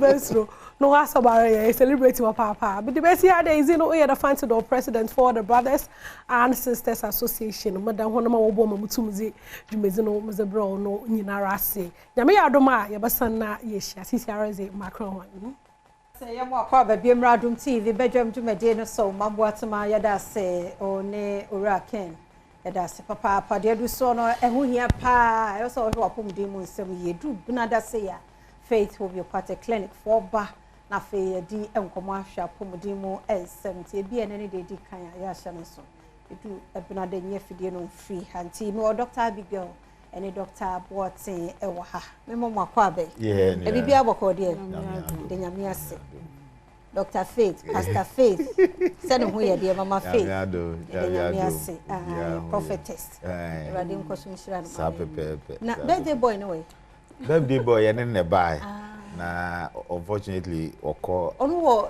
radio yo ntino o around sa cake no o me sanke ade I was here zakaya de pa mo Faith will be a part clinic and you heard the dog ntefe ya da si bebre na ya de nchia kese nso ema sa me obi a wagibre ehwe yen no ti nyankopon yo bibia kese eye Faith mo part clinic na moti yenkan dodo na nim se ye hwe yare kwankro o ye hwe Ghana ha Accra ha ye wo ha ukokumase a ye wo Bogoso ye wo Koforidua Takrade nti eche ne de number ni tudwa na wafa na wafre na nante FM pese mentwe adwen si bibi kakra bi so eboa ye nipadua no but edume bia ya na ye gyae ne sa na se ye mfa no serious bibi ti se enna eye sleep enna ho hia papa ema nipadua no but nipa bebre ede samre no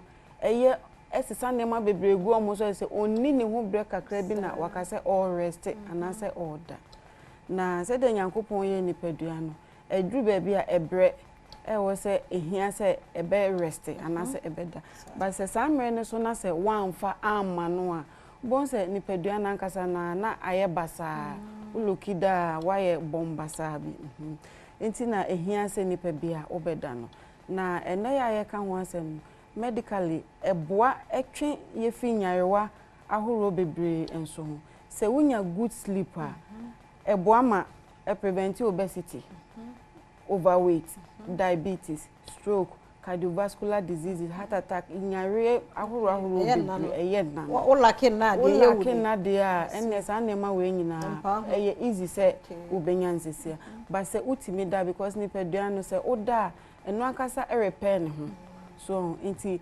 muscles ni bibia relax fine ema moja na edi afusa ne fine but say obi onoma obetina say the whole night e de aye na ade a ohia nti bia ne na obeda kra bia 2-3 hours pe na ade achi enso say nka ye hwemu a eye ages me fan say fi 13 to 17 years wanya kra onya be 8 to 10 hours sleeper eye impanyimfo fi 18 years e kono se yenya nya bia 7 to 9 hours ubon say o sorry ani pedua no asisi ne ho so na no etise udidi anase udi aduane so say udidi na ho me a ni pedua no e okay but say ekomede o na unya aduane ni ya unze waye mre waye basa sa na na so ti nti say wa na say wanya enough sleeper bon say obesore no na ni pedua no aye basa ye fe bi say collagen say oda system no e release na say e produce a e ma sorry o look young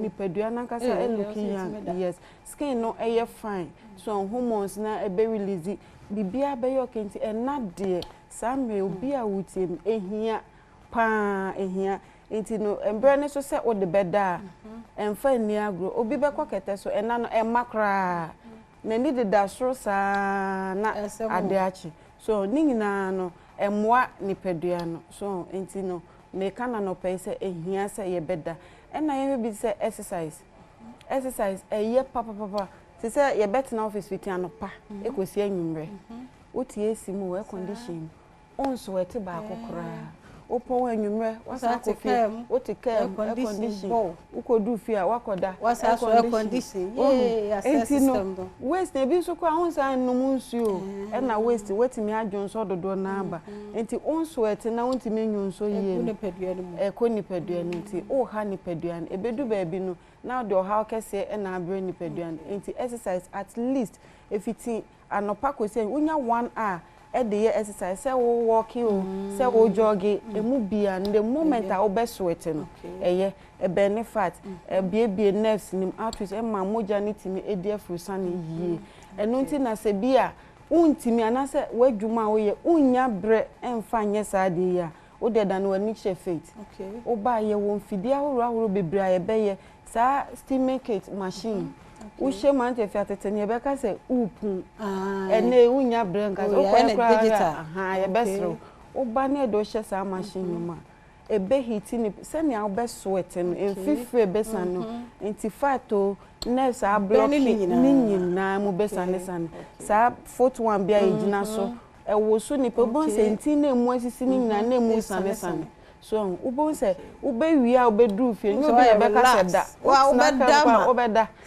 mi fa we ntwem Friday ye minya case bi na in fact I know the stroke this is the third time I attacking enti omo bai wo hwe ye nipa ne daka ni mu a ye kofa ahwe ye de kofa no no say in fact na need so eni mi hwe din ka me refer no na me se debi ma me fe me senior na me fe Dr. Boati if I'm a dog ni abani na say ye bend no so say faith there ye enko nsan fa ye yare enko enti ye bibi nyamete as na msemate ye keka na ma bo ma ye de ma de no office massage no fine o mi se na no e ma nsuo ami na ha adwen anti if Friday na me say Monday mo san fa na mra physio enra me hia me office am ti dede bi koso na me say adan omo no kim dam say yes mama papa na oba ya ono da wana no ma skese ni da so onimu ono ankasa na anante osi junction enante oba kwa na ire wanfa na anka no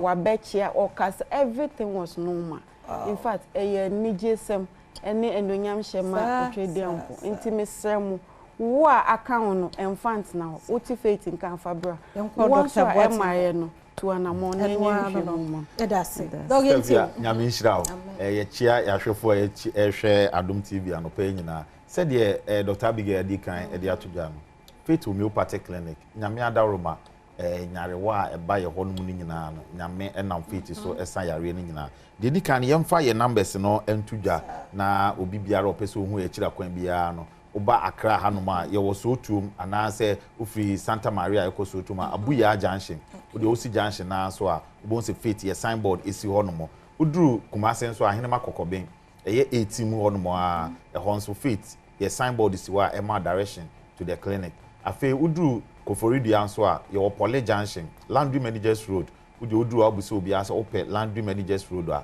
ombekireo ana uduru Takrade so a ye Anaje Police Station I just send the police station Fair Junction on your right.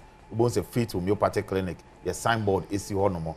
And I would do Bogo so a ye old aseda Boga Abron Sana ne chi honomo. I will say Faith ye clinic honomo. Ube to me after ye was 0547 57 84 94 0547 57 84 94 and 0244 38 98 98 yeah 59 if you idea with me and number is with me after Faith number is 0547578494 yeah and number can boy 578494 into numbers a good screen ni nyina no obetumi afa mu bia na wafre Faith Homeopathic Clinic na baby a wo bia ebeje mrasho sister via said the doctor edi kankan no adanse a abaye ho no we nya the first time we nya the last time adanse no de ba na eba na wohwe ekwan a ye fa so ye yare mu hwehwemu na ye de all the method I wo nyina de fa so etwitu yare na within short time we benya asem o kan last week yes a chese oni me di nkomo frame your phone so oni me di nkomo and we chiro no ka chem say man ba no ho ne ade and it was so excited it no say obia yare abetena oni pedua ni mu ache say ye stroke say yare ben abetena mu ache wanu maduro enko anasa wo de chinchin bebre enko Faith says obanko ana wonya gidie na otu ana mo banko ade a ye be ye hwehwemu ahu yare ne fare bai na de eboa ne say ye hwe the root cause no na ya ma ano aduro na ye tu ase ana ye holistic approach to your condition said the all my advice ne ade ni nyina oba Faith a ye more advice efa waduane die wo daily exercise ne ade ye hwe ni nyina afei ne ade wa confidence ahodo a ebeboa ama enu no be ye adwuma ntem into within short time na yare ne ko step here ye me di twato ye this month breast cancer awareness month na yesre Ghana ha no one thing say mostly omo de be ba Faith ni nyina no bo nse na watena ho ama yesre otu anamo bra na yenyo breast cancer screening emaw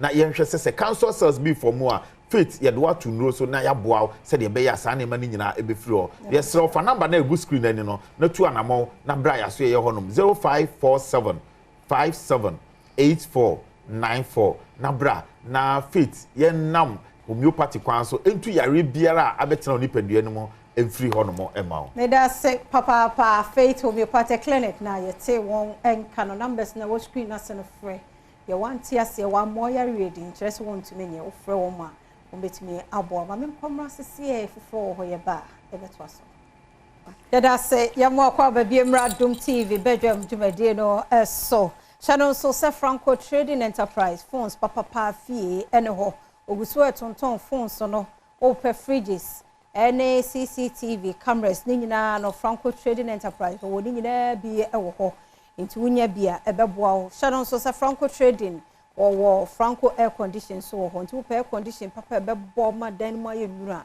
me kan for Franco air condition bi e de amount Franco our numbers me so 0246 422338 0246 422338 and 0555 939311 0555 939311 now the Franco Trading Enterprise for any enkom mobile fair free na dom heba aba anopai so na de odinuro ni nyina bi aba ewo ha oba anopai me mu ache se bi bia bokọ de yes na do herbal center de bia ye twede mo de ye mo ya nkasa reflect na meaning se owura na do ma nkasa nso okay o hia o sa ai endo bi sa wase ye be ba ye car no ho adu eno ye na do mo to fix eno no person fix o car dia problem bi ya person ye washing bi bia do kwa ye be ye de ma kama eno so be se da ba na ya no se be se da ba be na de enu no ne ye be ka ho asem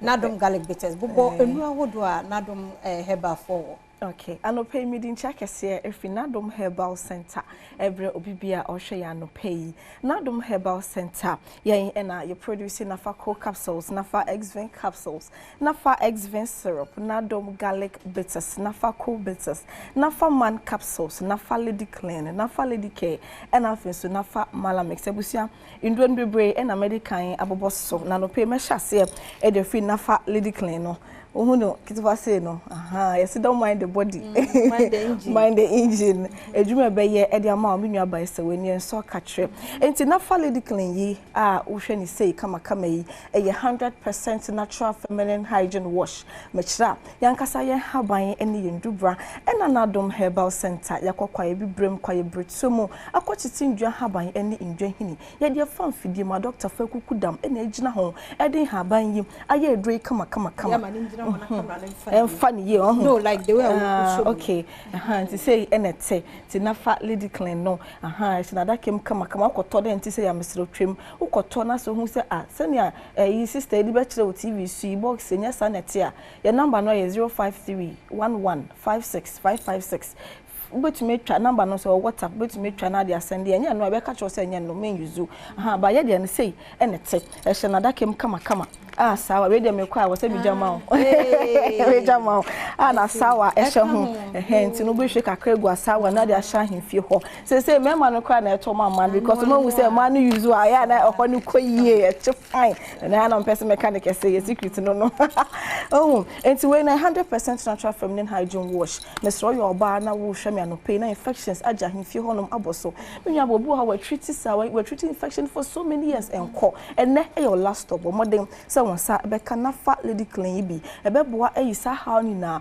e de fi ho no mo e de ama osa hemfie ho no mo ekeka wo se enswenso na aba begu ahemfie ho se ebia obu se wia na eja wen kan bi wo se onya discharge no ensio na e bon se we de enye normal we de ntumi se we different na me so modern se wonsa ebe kanafa lady clean bi ebe boa eyisa ha ni na e de fi ho no mo e de ama we eye for emano impempi eya na meka se bibi se edan hodi ewo ni pedua no eni akai na hye no so se ewo moje ne mu ente wo se wutu ase menua ba enso agu ahemfie hono ahemfie hono a hono ekeka wo hono ye ne hene bu otu midwi sa na ofre ne scratch en win no den na wo scratch ye win ne eyo how entent na ho minim so bible hono ma se eka so ntumi nkwa ne partner because of infection bi a wenyanti ne partner afre na ohwetwe ne ho ama ware no eja tom gidigidi be ma no be ko side checks no ma ye ready obi e bo no ho ban obekọ menua ba mentent na ho e ma ware ni ngu bo modern se won sabeka na fa lady clean bi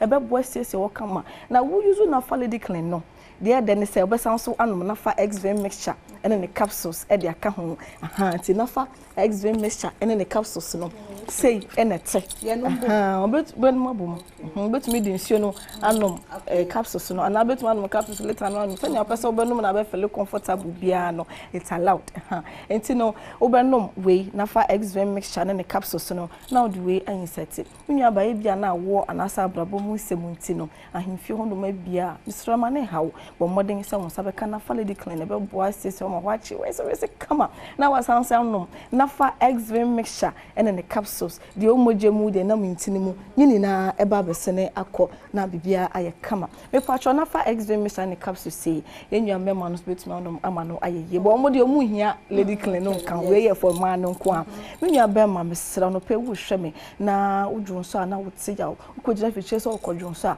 ubechima say ye den na dwun so ne emaye beba mpo a ebia na moja bi anase nsofita bi edi ekire dwun so ba akwa ukodwun so obe pene so na wote ya usa eni kwan se eba ne sa dwon so de free flow e was so ko gina na adwon so kama na pọ baby afa na bomu sa che se wote ya wa na che so how be ye den e wo baby bo moden se won sa be kanafa XV mixture ne capsule si bi minya be mebeboa e yisa how nyina e de fi hono mo e de amount me pacho se wo treat o man we treat o partner infections ne de e sign because of baby am be share won pem ni ade to treat o na wa bo moden se obe treat o partner e bi atike mo na se baby anam bi a wo hwe yen no e wo hia ye number ne 053 11 56 556 053 11 56 556 e bia mreni nti mentuma mbo wo ha wo so enu interest oba na Adom Herbal Center and our friend ayentumi emmo send your how ni tie bia no fabra na yempe ho pomasibre emfa emmo na Adom garlic bitters no so like ho asem tiawa ansana mako we ya garlic ene ye ye garlic ene ye na Adom garlic bitters won konom nkote garlic mpampam bia ewum me be ma bobi kama enne ma ye dem shrum ko aha ye wadaju no hello we dey yellow sisi entini we ne dey fan fidie mu e garlic mpampam ni na e dey free mu enti won konkonom mo bi ko ka say den ma na di garlic maybe manu bi so bi anti say me di bi manu bi garlic de ewum na so ahodin dru ewum a bua se be sese ni pedua no ti se potassium zinc magnesium vitamin C and K ni na wom a eboa esese ni pedua no ati ase makwa ni pe kwa de wo se usori a boost wo immune system edru ben anadien anade boost immune system no anopai na Adom garlic bitters and I recommend it at your mom.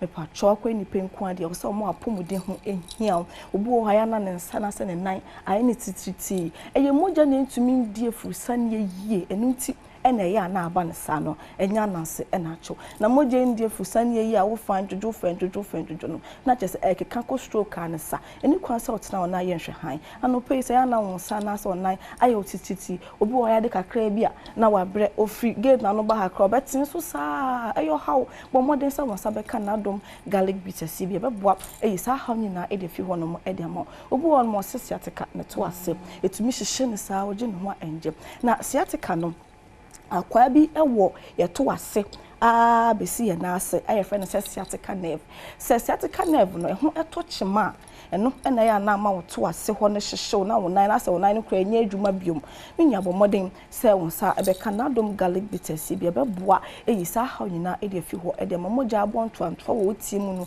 nyina ebe na ne kama na Adom garlic bitters ebe boa eyi sa ha nyina e de fi ho e de amount no ya na obo no ho keka no dwan wi na ho keka no betumi dwuni ho sa bo modern se won sa be kan na Adom garlic bitters ya de kakra na wa bre obi wo dana sosore aminu abajai ase abono wanda wa sorry wa say anka wo ye refresh no wa sorry no pay no nam me pacho anya ade wo so wo ye nhwe han e wo ho bo modern se won sabeka na Adom garlic bitters bi ebeboa eyisa ha nyina efi ho no mo e de amount me pacho ye number no e 053 11 56 556 so menses number ye so obu akampo ohia dru ohia kasa keke okay be ma bu ha ne be man to me sorry because of pressure bi on na mu ofie adwuma stress so only omu di nko wana be hu say people are really going through a lot until wo banya say ye we do nti na atam do ndi ama no be di nkomo so ohia kasa kire ohia futuro because akodo be na stress obi a until ohia kasa kire ohia futu a ohia do so a ye de be ma nti send your how ni tie bia frɛ na ye mpe ho pomasibre ye number no e 053 11 56 556 053 11 56 556 kai nation so say yendro so baby abeko bia pharmacy shop herbal shop or kai should dragle na buso say chabamokwa obenya bi ato some me sense so esi number no subium 053 11 56 556 and your how ni tie bia no frɛ na yempe ho proma sibre na Adom Herbal Center yesi indru papa e wo krum kai nation so so say apomudin pa e ma asetena pa entina ho e ma yare enji ni pedua no e mo so yeah that's say the queen of Adom and I would say in Adom Herbal Center nuo no eni efre de wonti ase ofre won a ombetimi achechire mo de ama me guso e kai wo say best brain publication books no eda so awo twumika no kwaji bi ma oba schools monyi bi wo school ni mo sabe ye betime de a kire nkura no ade books ahodoɔ bi to say creativity and imagination, student leadership, citizenship, critical thinking, the problem solving, digital literacy, collaboration, communication. Ni nyinaa nakap agye ade atum to ko bookshops BM a ubenye bi. Bibi tire wadwen a 0507 200 200 0507 200 200 and 0504 200300. Best Brain Publication, Tomorrow Education Today. And then we saying so 80 one more hour da. And them say birthday no no so. Inti happy birthday enko Emma Mrs. Rose Quay aka Abnasika. Happy birthday enko Emma Mrs. Mrs. Rose Quay, happy birthday. Enko Emma Abnasika no bia edefro. Erade onyo kese oma osumfra dumo enkwa dumo na insurano emuso emfa Emma we ye wankasa wodofo eye matron ade pafempon ena I will show a happy birthday. Mi amadepa Maggie and I will show a happy birthday. And when you're 50 years, wow, happy 50th birthday. Radin Koso Ishra, no one you can see, because it's all by a say. And I'm a director, many picture. Can you imagine? Sarah Opare, and there's Sarah birthday. And happy birthday, and call Emma Sarah Blessing Opare, Rade Ishra, Radin Okesi. Akuma Mwabusa, the Radin Yelina, Nibu Simo, and from Mount Show so da, Emma Sarah Blessing Opare, happy birthday, and call Emfa. Mount. I had a Burma Quina Communina, a day SCA, questions here, crowd. They are semi deca, it was so your mind in a covna sante, and then pensing moveba. Yeah, that's it. Becca, Aquasia, Commander 6. Carlos said yes, yeah. Dabia Makacho say, ye do boni die, Ebecano Senia, a tear. Dabia Makacho say, Sebi yamfa eni etra ni nton eni pani akwada ni obie ni onibie enkasa ye de nyamesuro nipa hodo ahofama be ye adwuma aboase ne be ya ye man Ghana so betimi afa ne tuma pade efra me de akwasinsia asemi de kabre ena aso because nyame had my Friday coming week. If you are there, Ben, now what if you are so? You had a sectoral debate, bro. Sectoral debate, bro. This time on agriculture, food and agriculture. So NDC, Yokuba Bunim Kunta, the actual Ghana this year. Baby, of Ghana, Kweon Eddie Free, yeah. Baby, on the baby on 7 January 2017. Nana do dan kwakufa do na banso e bunkunta de akire baby oswe fa Ghana kwadi free ye any pempe ya ye ka say baby agina when it comes to the agri sector. So next week Friday be interesting also be timi ehwebi na do questions e ba ne bisa enso de ma ya ka just sectoral debate no say I'm tell yayama aya kono Eje ama ekua kese kura so aye interested a omakasa so kura eye bie eye ne papa mu no ne papa ba akopa eno no ene so bia yise ne because ye drum pempenso a eni kwase wona epetumi de afiri yensen no ye jom sa keke mo de ko mo de wa no fe ho keke wa bra ye ntimi question omo some of the initiatives no mo proposing no. So next week Friday, we're going to peruse NDC4 manifesto on agri sector. Same are we going to do about Dr. Alaj Mahmoud Bawumiaso there. The vision for the agri sector no anything. And you're realistic. You are no. And the person say, so ebi ajo mama say me A B C D. Bawumiaso me C E D F. Yeah, say you're realistic. Because a Drew election campaign, I not promises no doors. But there's one key question I always want the political parties to answer. What is the monetary value of your promises to Ghana for 4 years? Maybe some way to buttress the point of say ɔman ne sikasɛm ɛte sɛn so mba mɛyɛ wei ahwe bɛduru baabi yɛbɛtumi akɔdu pɛpɛ so kora so obi kora bɛtumi aprɔm sɛ ɔbɔ bɛtumi asidan kora ma nyankopɔn yɛahwe ne yɛmmisa questions ne yie a some of our politicians might promise say ɔbɔ bɛsi dan ama nyankopɔn that's why I continue to ask what is the monetary value of your promises to Ghana for near first the value no and to or my sick as some so near so ebefa so and for their sense same more balance be more a hefa near cover sa balance in the free but see said a body aso sa sika no mine was a see na a bit me accommodate or promises now they may I didn't come out their father installed, but my family because my cousin next week Friday on sectoral debate on agri sector a big brutal. Because this is one engine of our economy. So who was sick at Krebia? I want you to about me. Now seeing na ya no day, nema boy do na ye aduane ye be ko ni paduam. Because you from pine penny akase ye mfa hyen aben. So you're from our mama. Why dream crowd in Sisuye?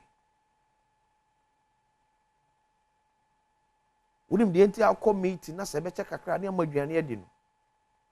Ye diagram of come throughout the baby channel 7 years, 7 years, and will be a crank cabin. A come the pass, Sebi, again in your papa. It could be to me for some making sure as on my Ghana. Ye Gian is some what to say, and who come on and see a quack next week Friday. So for next week Friday, I want a crowd the guitar center. So we end this in the MPP pen for John Ma. Man, ready to 2 questions, maybe be a phone and some of them. Send your questions. Me miss some questions, push you more. They should be able to tell us the plan for our agri sector. What is the plan? Why do we continue to import certain basic and yema ye di our yememu? Why do we continue to import sanyama? And they tell us sebia nyalo sebia bru sebia konto jene ya kredi from mi maso na bagana. Wa bre wa sasian to betime dua jene. The bia ye kan and ya kramo Ghana kramo 1 billion, 3 billion. From Kwame Nkrumah person. And ya come cry. Why haven't you been able to deal with it for about 30 years ago now? For even from 1992 cry. So these are some of the questions that next 2 weeks on sectoral debate we are going to have. This is the kind of discussion that we are going to have. Eti efeni agro temaka so fa shembi. Ebeboa ye nyina na mpacho do what mo send your questions. Maka say be nim de nyansa eni ye nkwan ye trim. Ya don't be a opportunity be any yenya.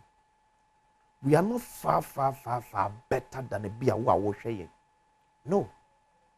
Me masa ho maso ni dwane ma me hu. Se wa wo hwe me no. Wa gibra wo tem no. I am not far better than you. It's also one for him de no nsusu no adwempo amfa antajme de ye chia enwie peyo.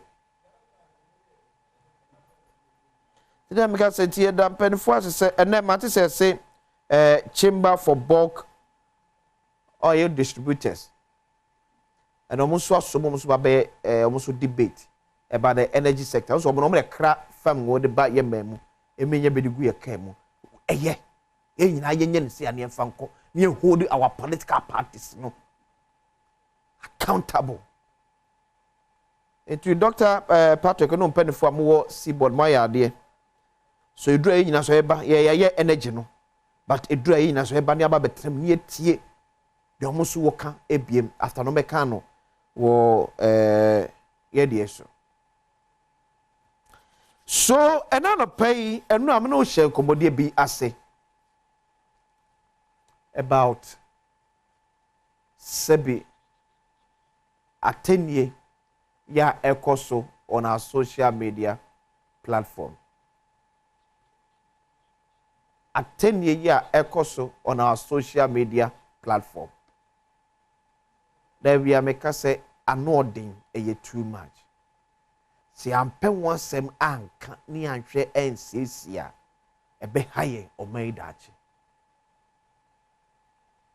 And most of them are fueled by politics.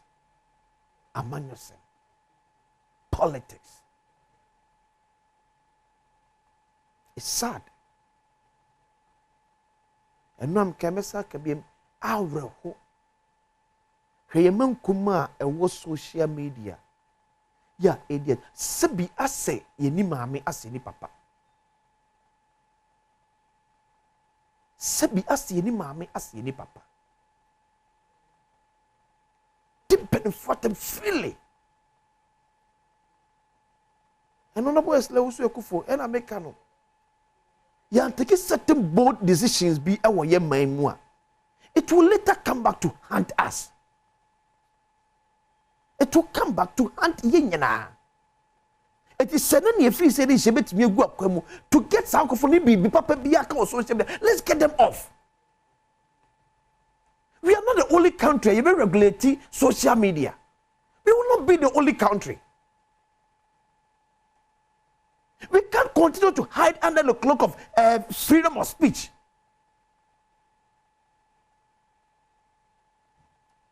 Man kwada to fee one koto data 3 Ghanas if ko dim pen for them na ye ntrase ne so. We can't continue as a we can't contain it. The danger ahead of it, and you die.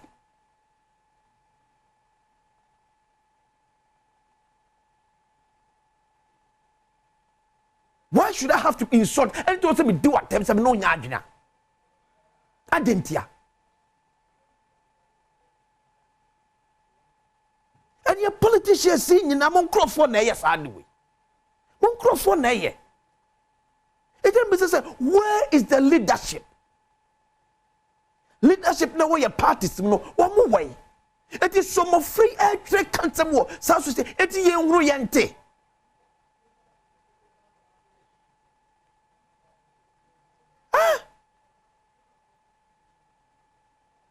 What kind of a food 20 a day must sound quite day? Yet to me, you're working to Yanni say ya. Now, could I near times I am fanco?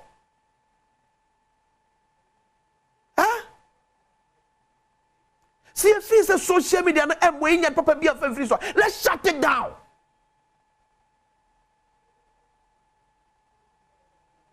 Once again, we will not be the only country in this world that use social media. We will not be the only country. Because at the papa say yaba, let's say you dream fine and my papa farm way money and tumpo. Never just say let's shut it down. You know who toy.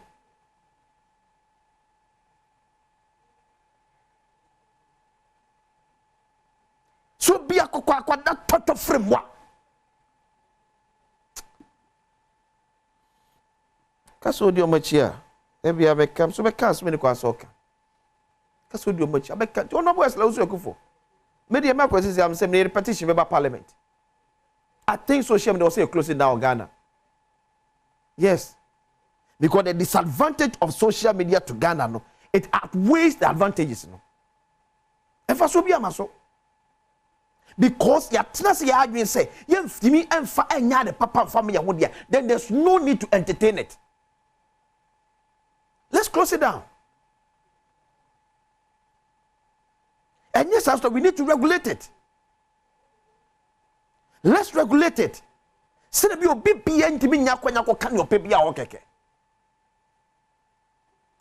Bedidi akwesi na happy birthday and confirm Miss Selena Donko of National Petroleum Authority. Nyango ponshira no nyo kese. Ene ya wawoda. Ubi also do birthday be also wish you happy birthday. Nyango ponshira mu nyina no nyemu nyina kese. Omaye kwa brasa ante na beja 48 na sedi pense mu atoaso. Kaisa semi edika makra.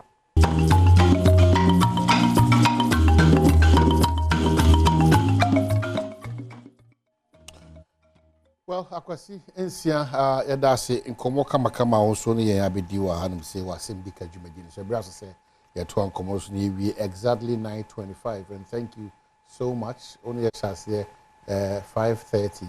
Ebepem Sabria, Namia Domna 9:25. Brenda Super. EPJ Moan say Badwam on Adom TV, multi TV show. Baby Edunu empensemu ebre ana Edunu. Chesen sema hodwa ene ebrebe man hokwan no ana yedisa enkomo. But some birthday dedications. Miss Selena Donko for National Petroleum Authority. This one says, may God Almighty grant you good health, long life, and prosperity.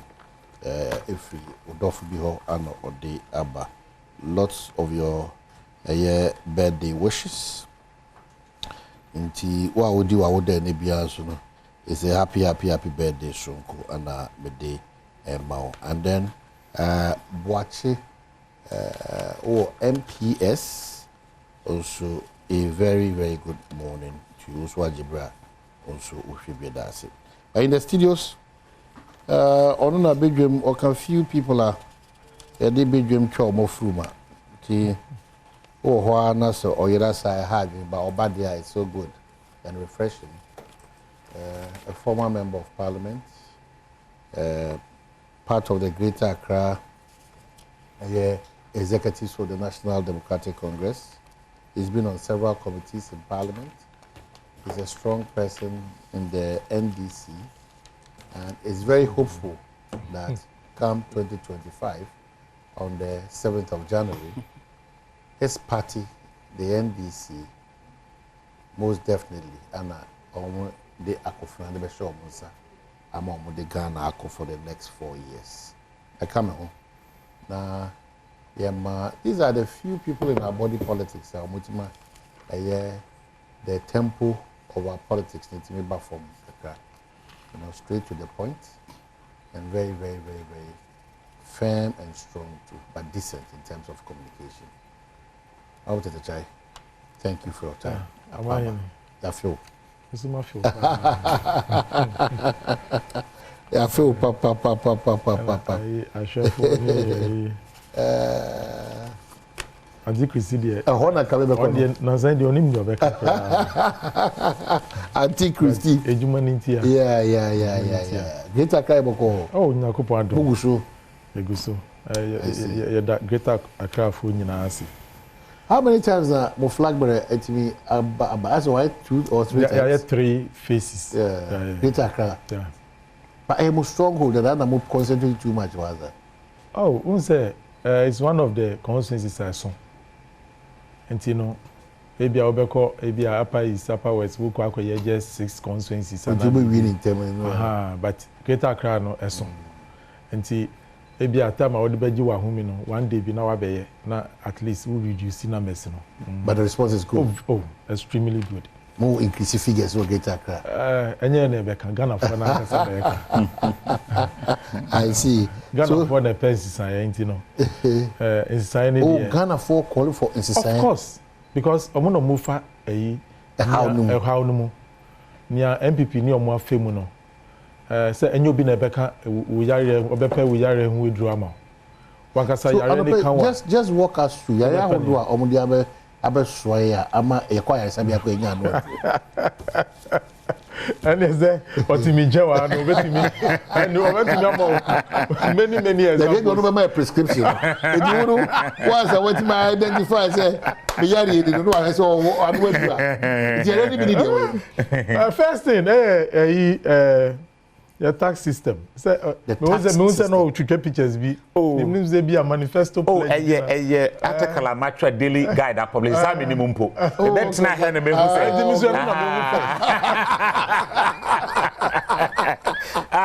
Both the diagnosis and the medication. You know, how the medication you go for. I don't know.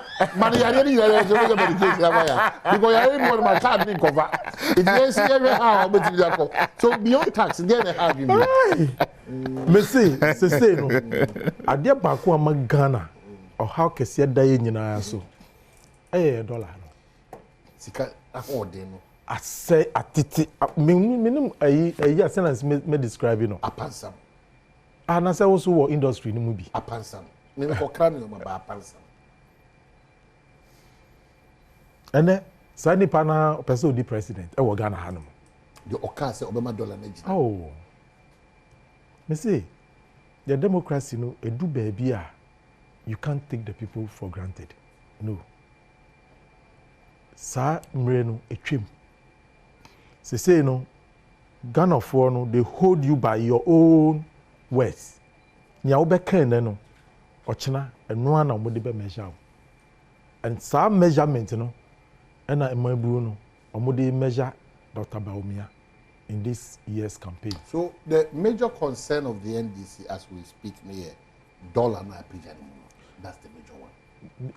In fact, that is it affects everything. Everything. And no, ena ama bibia titi apansam. Any no corruption no. Corruption. Yeah. And no. Oh say, year ni endi. Abaya onim say o fi ade so. Your friend saying na wo kan fama wan wo kan na una wo kan na me hwa ma sagleme say be ba ho no I say sagleme for November afi no monye nipa say na attractive on the market. Oh na say ya attractive afi na bia ban na nwene nneoma bia ama aya kondo yo ya be ba ho woni abre o sagleme so pa okay abakosem dem ye o sagleme me we procurement ye nchendi we project we na yen yaka obi a obeso project yi mu se obedi nwe djuma o so oye ready se bi ejuma mu o ma se project yi nyina ye de omo bedi asem wo sagleme yes you unim say one of the issues are MPP AUC here the issue of sagleme housing project. Yeah. Na omo create impression e de kire Ghana fo nyina se ya ye bibi bone e wo sa eyi no a enu nti no e wo say ye prison cofo wo say you know the story how many years ni project ya ye emu finishing ya ye aban tra ho no for good almost getting to 8 years yi omuma akronfo ewiewia emunyama nyina indwan mponchi your friend saying nantwie and dademu e wo honum sika yes say edi year project no in terms of finishing ya say nyama ni nyina for good 7.5 years. You are a key member. Maybe so say you were a key member then. Yeah. Say who throw this information out. Na me tell person what follow mo amosa glimene hon sensem sika so na e dey mind for the completion of the project but this can adwuma ko do ye dan kora ho do otimi ye in terms of acquiring drainage ni e dan ni binimu a na mo say complete na enwie what follow conversation you were an integral part in parliament. I followed the entire conversation. Yeah. At the court makers assembly say look say something wrong has gone on a project. It doesn't take you even a year to uncover what is wrong. What is here? Say no, aban no, there no oka for project no, because per what the government is saying, on chair said there is something wrong with the project. Ni aban no actually say ni say, ombe here sika say, e dia continue project no, and no ntino, they are partnering and as money other real estate developers back together and making sure say Oma continue with the project. And the question is, for the 7 years our project in this store here no, sika ye shegu ye as Oma no, who is bringing back that money? But clearly said that question should be asked. No. No. Mona moma contract no per what is being said and what we are reading no. Say $200 million to complete the whole project. One say just sanity, and then to complete the first project. Was the first project will build on the subsequent phases. But two, a completion of all the rooms finished. But that was not the case. It was not entirely correct. Even some, they were not up to a certain standard. 3, the drainage system in that place and then roads, they were not completed. Omahini. the status of the project, and as a project report on the status of the project, I can say almost install you or no. When you say who your project are, at every stage, there's a report on the project as to where you've got into, how much resources you have invested, what is here. We'll come back to the subject. Those things.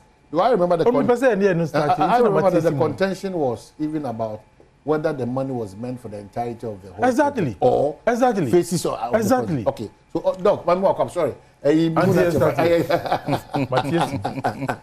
Doc Akwaba. Yeah, my Nyanko. Oh, so when you try say the most effective vice president. Try and for the interview because so the page and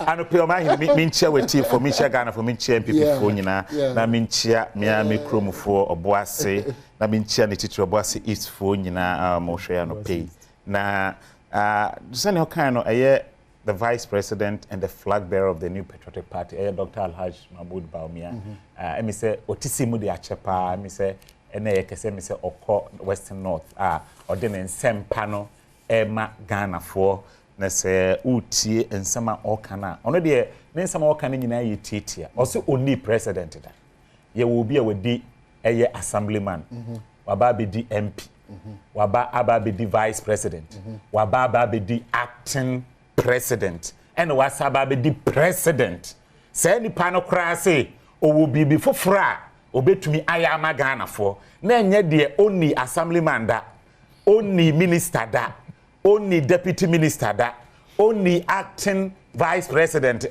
president da no me di president da nye say nipa no e no no ntumi nya bibi foforo e ba Ghana to so no de only president da.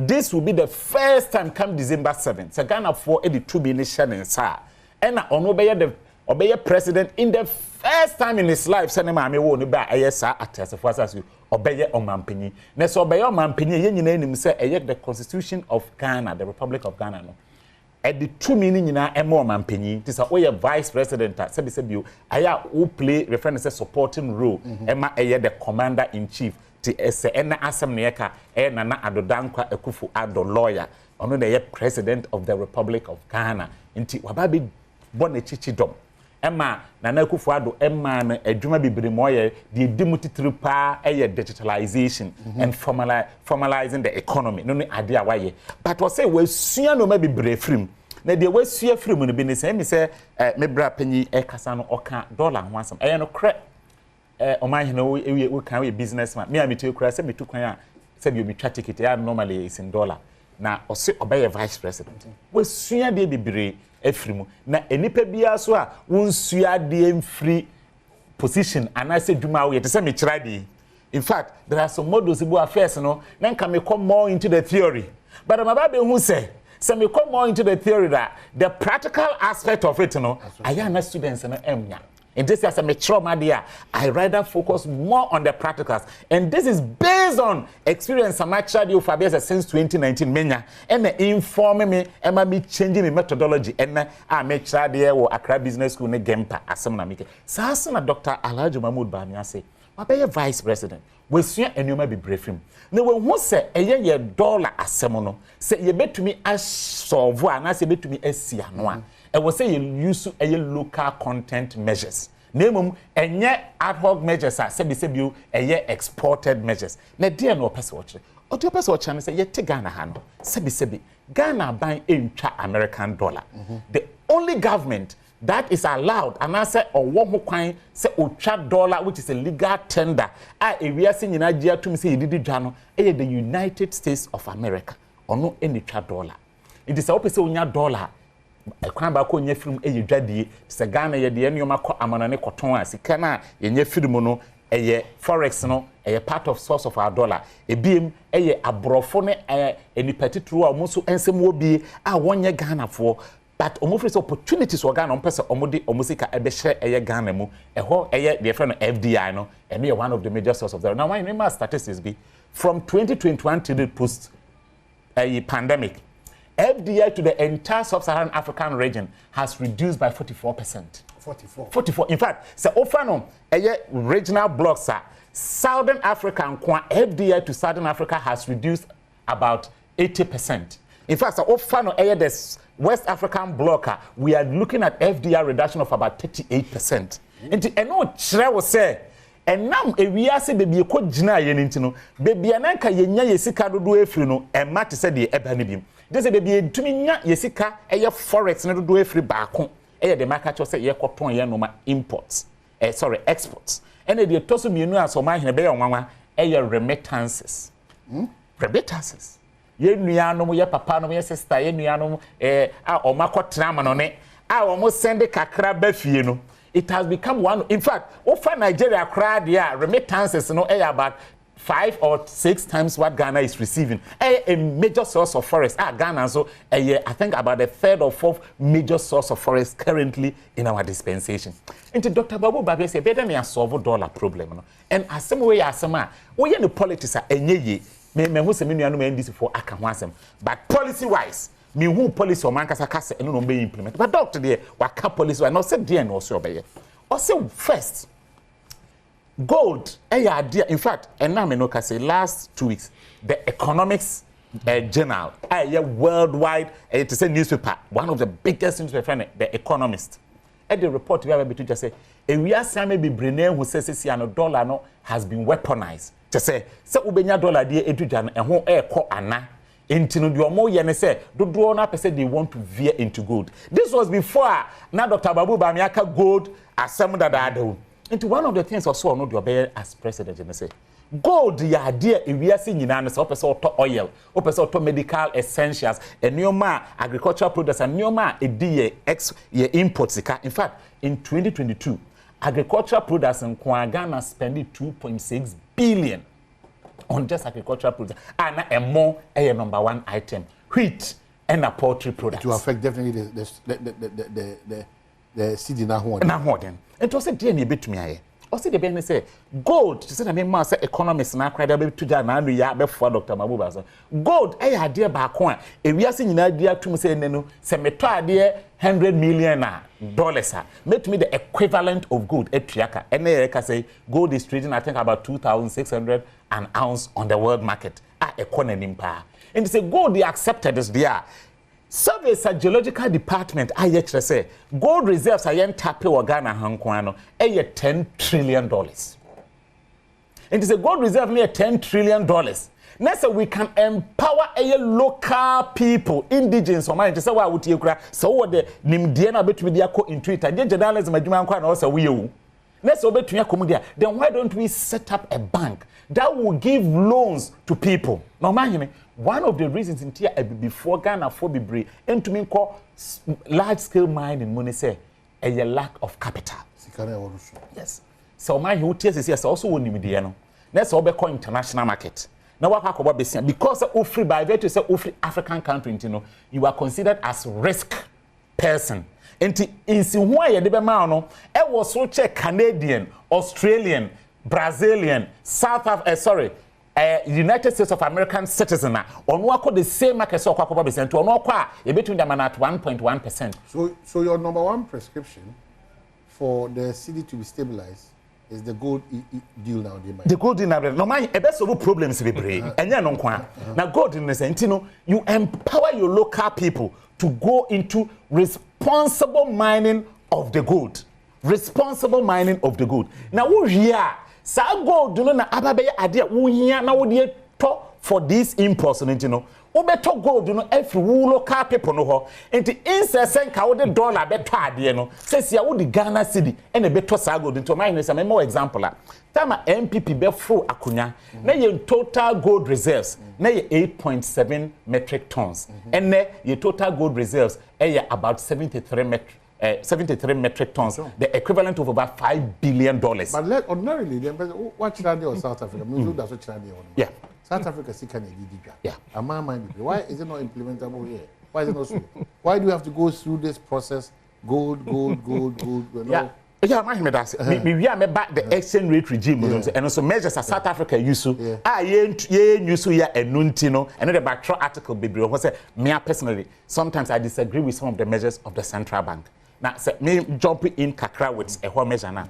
one of the things that South Africa government is doing is South Africa government created the protocol and say the disincentive for you to hold forex. Now one of the things say yeti say obi be chame American dollar. Na say megia, ento say bia mitonfo we bia mitonfo we 20 Ghana cedis. Na say obi ba no say mema 200 Ghana cedis. Obi ba no say mema $100 ha. Meje $100 ni because minimum say meje sa $100 no. Na me de call bank and I say me de call forex bureau. Me cost sa menya 300 Ghana cedis. Enti aside 200 cedis na eno na nka me ton ade we no menya extra 100 Ghana cedis because of exchange rate differentials. Na esa motivation na ema amanfo obi aka se me pese me so dollar mu no eno na a government like the South African government wa kill esa motivation no ma hene kwa be no wa fa so wa kill no se o ko South Africa ne ya na se o ko bank me fa forex bureau in Sinchen se o ko $60 bank no automatically takes a fixed commission on the dollar na wo sesa no and they say why do you say me ko $100 Ghana cedis me menya 300 cedis na se ade na me ton ye 200 cedis and menya fa 100 cedis commission na ya tie from to say friend say incentive no eni ho enti wo ko South Africa ne na say wo koto ade in fact Dubai and most of the other countries nyina wo koto ade na ma ne dollar be ka say o bank na ho no kone kosesa ne fabrem ebia mu forex bureau nso no eho de wo kose wo kwa kosesa sika eho kra de utua VAT because it is considered say a year income enti to say ye te ebia VAT about 22% into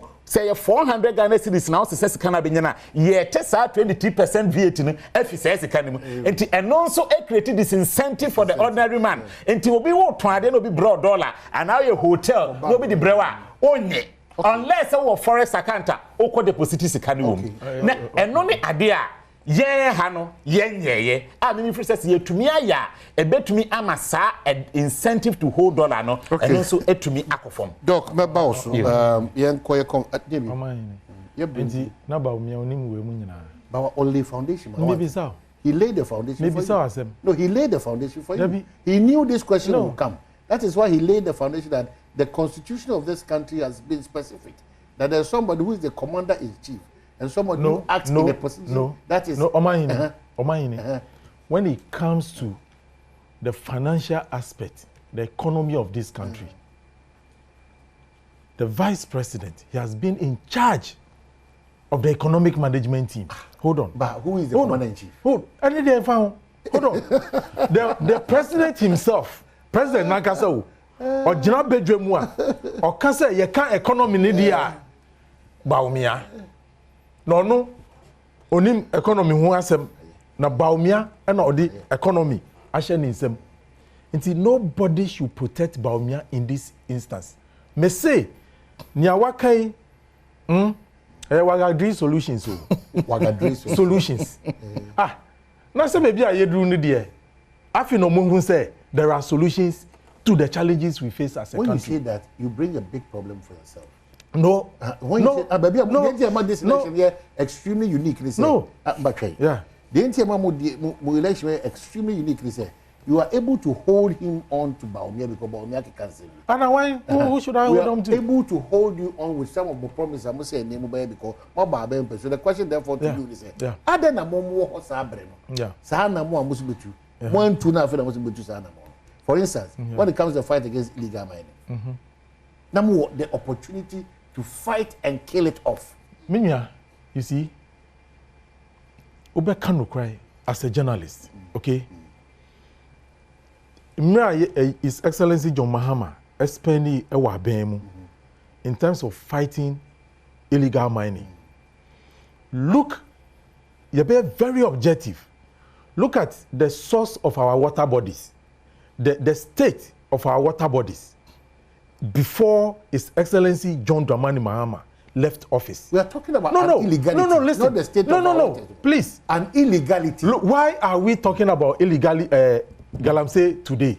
It is because the situation has moved from what? Bad to what? Worse. But so it's an illegality. Hold on. It doesn't matter. We are talking about an illegality that needs not to be practiced in the first place. What is the essence of governance? The essence of governance is to improve upon. Say aban bi ebaso no see dollar we say na mo say ton 1 cedi no enye na me ba me dollar no agina ho no mu na dollar no every 4 cedis akọ 16 or getting to 17 cedis ah omayini o see Ghana for embo say ye. That is what culture will say. We should take partisanship out of. There's nothing partisanship about this because it is the fact. The foundations. No, omayini o 3 on who shishiwo papa. Thank you yankoso. No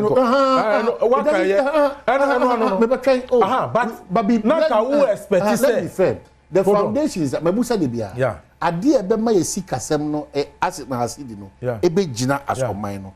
Oman na ankasa nya abotre enkasa we are consciously and deliberately working towards this thing because to ensure that the government came to destroy NDC omo policy to stabilize the city so much to anything. Let me tell you something. What is their policy? Look, Omayini, look at the finance minister, the former finance minister. Share the way or the Ghana FRSO. Ghana for Kwame. Oh, yeah, G loans no boom. The loans you say we member what's it? Don't do not foul. If you fair, executive don't do not foul. Omayini. Omayini. Be also specified. Yeah, this is Sika way. Edikoye way. If you now move your apartment. Omayini. Kono koshe parliament proceedings ni nyinemu. Look at the contributions of the minority in terms of loans are buying AGE. The implications of the loans they were picking near your minority for a catch-all. You know all this. But because they were benefiting from the loans they were taking. They were benefiting. No more disregarding the effect on the economy of this country. And now with the only why a lucky say why I can see enti akomu de okura yehu asemo anu ni ulaka la o je yenyo ni mu bi na o mu je camera echi ni nyamanyama na o si ni pointing ba amahe honorable why fine pa anawa so why are careful you may mistake me for someone who is 30 years o si use me as example. Oh yeah. Honorable. Omayini Ghana for any bro. Honorable, when him say out here, obi be mistake you say you are in your 30s. No, do you have you heard that? Because me can't cry. David. Because why you fresh? Hold on. Hold on. Hey, why you fresh? Me can't cry. Me bo enipa po. Me bo mind po. Nti always no. My dream e da ho fine. Me wo dream me ho adwem bone e bebuto e ba wo so. Because makumemu e den e fita. And that is it. But anka amamu we ana obeka say no ana no honorable. Yeah, ono gina no. Me say ono gina no. Oh. We've been in office before. Omayini say usika e kofoma. There are ways ubetumi ediesia no. Omankasa no mo kan kire Ghana for say they are coming in for production. Omayini me na me kai. Enya no so na odi to aba. No mo so ombe inside the money there. That's all. No mo feel say Ghana nankasa no sika no e wa ha no mu. So we don't need sa abusia ye kwakọ jiji sika e wa mono ni. But what happened? Abani ba mom no e no tisi mu. Hwe e na me no ka say me ja fo hu ye mobo. Odika 22,000 Ghana cedis. Osi oni. Boni be na waye. But at the same time per capita income odika Ghana ka. Anam say Ghana ka no onu kwa. Na wo ye di na wo na ye ndika. Ose wo ho na ye. Omayini wa ko ma me mle. Omayini na ahe. E ma me kan. Omayini as at 2016 net debt to GDP per head na 4,000 Ghana cedis. In fact 4,000 a little over 4,000 Ghana cedis. Na per capita income 7,000 Ghana cedis. Into utri free ma na the excess Ghana ni bi enya na 3,000 Ghana cedis. And per capita, that is what we use to measure whether the country is doing well or not. A little over friends, old Sikadada and 36,000 Ghana cedis. And bet me check. So we divide it. Oh, that no.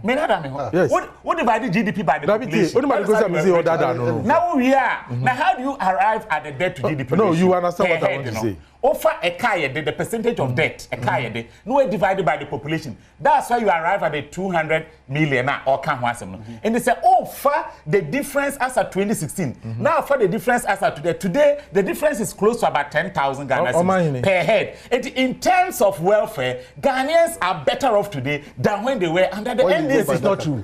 That is a reality. Under NDC, Nyakupon Abbo say Ubedi over 100 years, and under MPP, we years no yati so about 90. I don't know me say make no. You can't the poverty situation of Ghana at this very moment, as compared to the time of the NDC, it is worse now. And see, where lies the welfare of the people?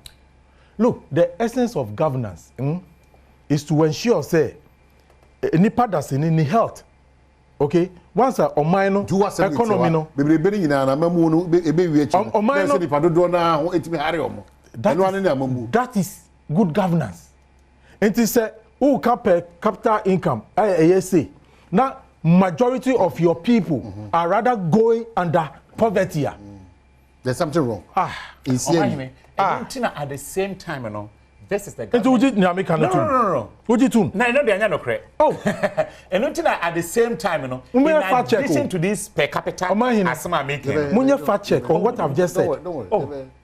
And at the same time, you know, this is the government that has ruled out the most social intervention in the history of Ghana. In fact, the Asante. In fact, what is this social intervention? Free senior high school education. You have a challenge. Every say. I have a very big challenge. Me say, the only way you can measure. Measurement back. No, those measurements are not yielding results. The free senior high school. Listen, hold on. Wow, yes. The most audacious social intervention policy in the history of Ghana. Okay. Nyame can say governance, okay? It is about the people, by the people, for the people. Once wabeso o mainum say udi o maini sikano ebeye mputu ejuma edi ama o maino, it should reflect in the health of the people. It should reflect in the education of the people. It should reflect in the longevity. And I say, your friend saying, life. But life expectancy ratio of Ghana has even increased. Dropped ahead. Dropped. Well, fact check. We will check it. It has dropped. Do you know why it has dropped? Because poverty rate, across through. And when there is poverty, it affects the life of people. Because one, eduane nutritional food kwa undibi. Who miss kese na wa ye no. Yeah, and then the oba so me na no go. Yen ko try. Who first do medro a wo you know. And then ultimate we sa quantity of medro. Ogroad me bad. Aha. Ye kwaba. What the boy dey? Yeah. All right, so yasa ba da mu na wase we are trying common so the next I think 20 minutes to say bye bye to you. Pamucho mama yenko your issues so electoral commission we can do electoral commission right up there's an open live IPAC meeting that's going to be on. Let me just go through quickly and then if I read then I see whether they've started. I'll say EC to broadcast IPAC meeting live on Tuesday, that's today. The Electoral Commission of Ghana has announced plans to broadcast the upcoming Inter-Party Advisory Committee IPAC meeting live on Tuesday, October 1. This unprecedented decision is part of the EC's efforts to promote transparency and accountability in its engagements with political parties ahead of the December general elections. According to information gathered from the EC, the live telecast is aimed at providing Ghanaians with first-hand insight into the discussions and decision-making process within the IPAC meetings. The Commission stressed that this move was made independently and not in response to any external demands particularly those from the National Democratic Congress. According to the EC, the IPAC meeting will be about the processes that will educate the public about the register and the electoral process. The NDC, Ghana's largest opposition party, had previously called for the live broadcast of IPAC meetings, citing concerns over the need for greater openness in election-related deliberations. However, the EC had earlier rejected the NDC's request, stating that live broadcasts were not necessary at that time. In a recent development, the EC appears to have shifted its stance, emphasizing that the live telecast is intended to foster confidence in the electoral process and not a direct result of the NDC's pressure. The IPAC meeting, which brings together representatives from all registered political parties and the EC, is an important platform for discussing electoral reforms, operational challenges, and strategies for ensuring credible elections. So it goes on and on. Omahini. Na brofu tintin dia na esisa wo. Gasan say nyamo na mo show mo so mo. Omahini. It doesn't matter. The easy. They did not tell Ghanaians say omo yo meeting because enye NDC and e show mo so. Na yenti omo a commissioner wabobo results be say 3-4 times the same results. Cameras see so. Anameboa. That is not the issue. Nia Ghana for ehwehwe ni say abatoɔ na ye kwa akoto no. Ye beto abatoɔ no ewo mra eda electoral commission ye di ye abatoɔ ho adwuma. Ni ewo mu ni say NDC yen ye di nsem abeto EC for nenim in terms of omo amankasa omu database omu ankasa omu tumi komba ti say eyi your friends dey na odebe tumi atu eyi komba Oma hini so komba iliga ma komba ututo kura komba yo ati as you walk wasaso ni opie mu no ukoba hall ni bedroom no tumi koba Oma hini it is dangerous to our elections because data should be protected. Omahini u data ewo easy. And what say obia etumi ko data mu edi u data edi di agro. Ye were laws ewo my Data Protection Act. Chere say uji mi data until makacho say data we fa beye bibi and I say we bisa permission for me to use that data now. Previous electoral commissioners, omu data omu kra no na ye wo another body a protected data no. Enti wo opese wo komu the other parties no are aware say you are entering the data. And now me no can say easy data na e wo ho no mu no. Say returning officer bi e wo kugu yoyo a. No opese o man hene wo odu boni a obetumi delete within if you register no. Just like that. Omahini, some of you have not seen what we have seen. Okay? Remember example. In a just me constituency, Ablekuma Central Hanumo. After registration exercise, you say, Ade Omunim say, we're up to speed on data gathering during the limited registration exercises. You know. And various registers, you know. So say, software is near you. Omahini, you don't need to sweat. Entina tama easy for catches or you see Cora draw. Yes, real. So say IT systems, you know, software, you know, a bit of register nankasa. O person won't say Udino, a woman once, and I say Udino, a woman twice, and I say Udin sound baby for. It's just a software. A baby in your ADP. Into the EC, they know what we are talking about. They know. What I say, but they just want to admit, say, there's something wrong with their data. Omahini, yeni mo abekasa.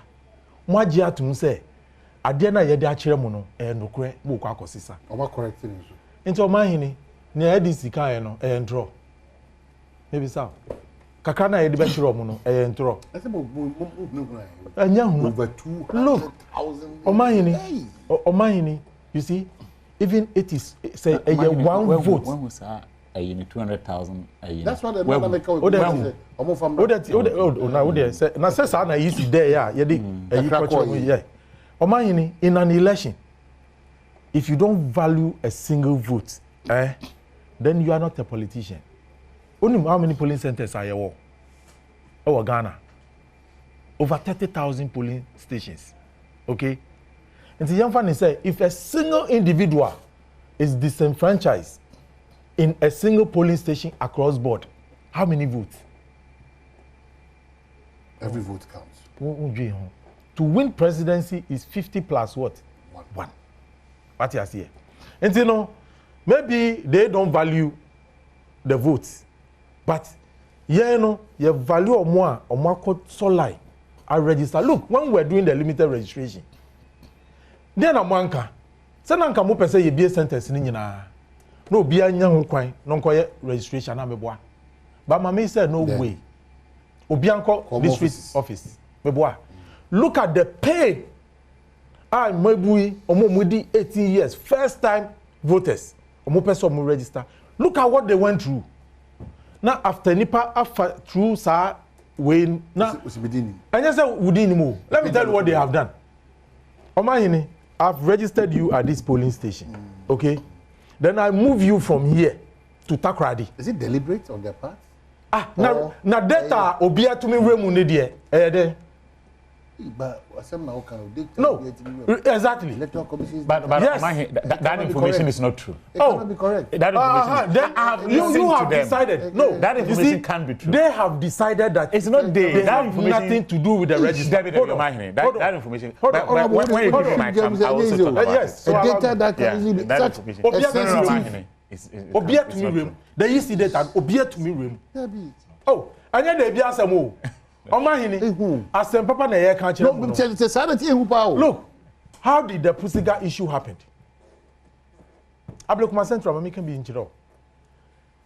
After registration exercise, you know, we realize say vote, you know, register no, a drop it. Instead of what's called a drop it. Yeah, electoral directorate, you know, muhu we nobody call opinion name. They admitted that there's something wrong with the register. Omahini, anya agro na edu. Basa, eno no nye electoral commission. No. The parties involved. No, mami can be binchiro. You see, when you go to the center and you want to register, you take biometric. Nti unya yes ade no system no apiki we dada. Eno anya parties no. We only relied on the print out. Every you know, print out, you know, that document. It's in a year, see, okay, say do baby no, almost allow your agents cry and bear idea no. And I see no way. Star record in there, your bedgin and your bedgin or china. I do baby pono biometric, you know, this code, this I don't know. Don't worry. They percent Gigi Sanyama 950 minutes was short time. They percent Gigi Sanyama. They refuse. Electoral Commission ben. And Asabi, who percent Bibia at the whole transparent. And one of their motto is fairness and transparency. So I'm sure this one will be okay with you. Look, Momu nya there need to say, Omu be you be favor be. No. Omu ya ma nyina en wato yin. Yes, as good people of this country. Omu ejuma no. So not necessarily the NDC. No.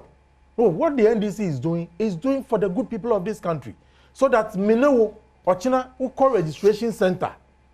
Na say ohodum na register wo. Unim say udin wo registered mu no obi nko ka kire o say udin no eni hanom na de ko akosombo. Dr. Banobrem, me da say let me say me are saving Ghanaians na mo say and na me ka okosi say me am te he wo so save me but ade e be ha me ya nti a wo save me no de me nim ade kro wo mpese obe kire ma de kro transfers illegal ye hu ye in fact my one example in 2016 Dr. Alhaji Mahmoud is it into Dr. Alhaji Mahmoud Bamia ede ono he is second to none.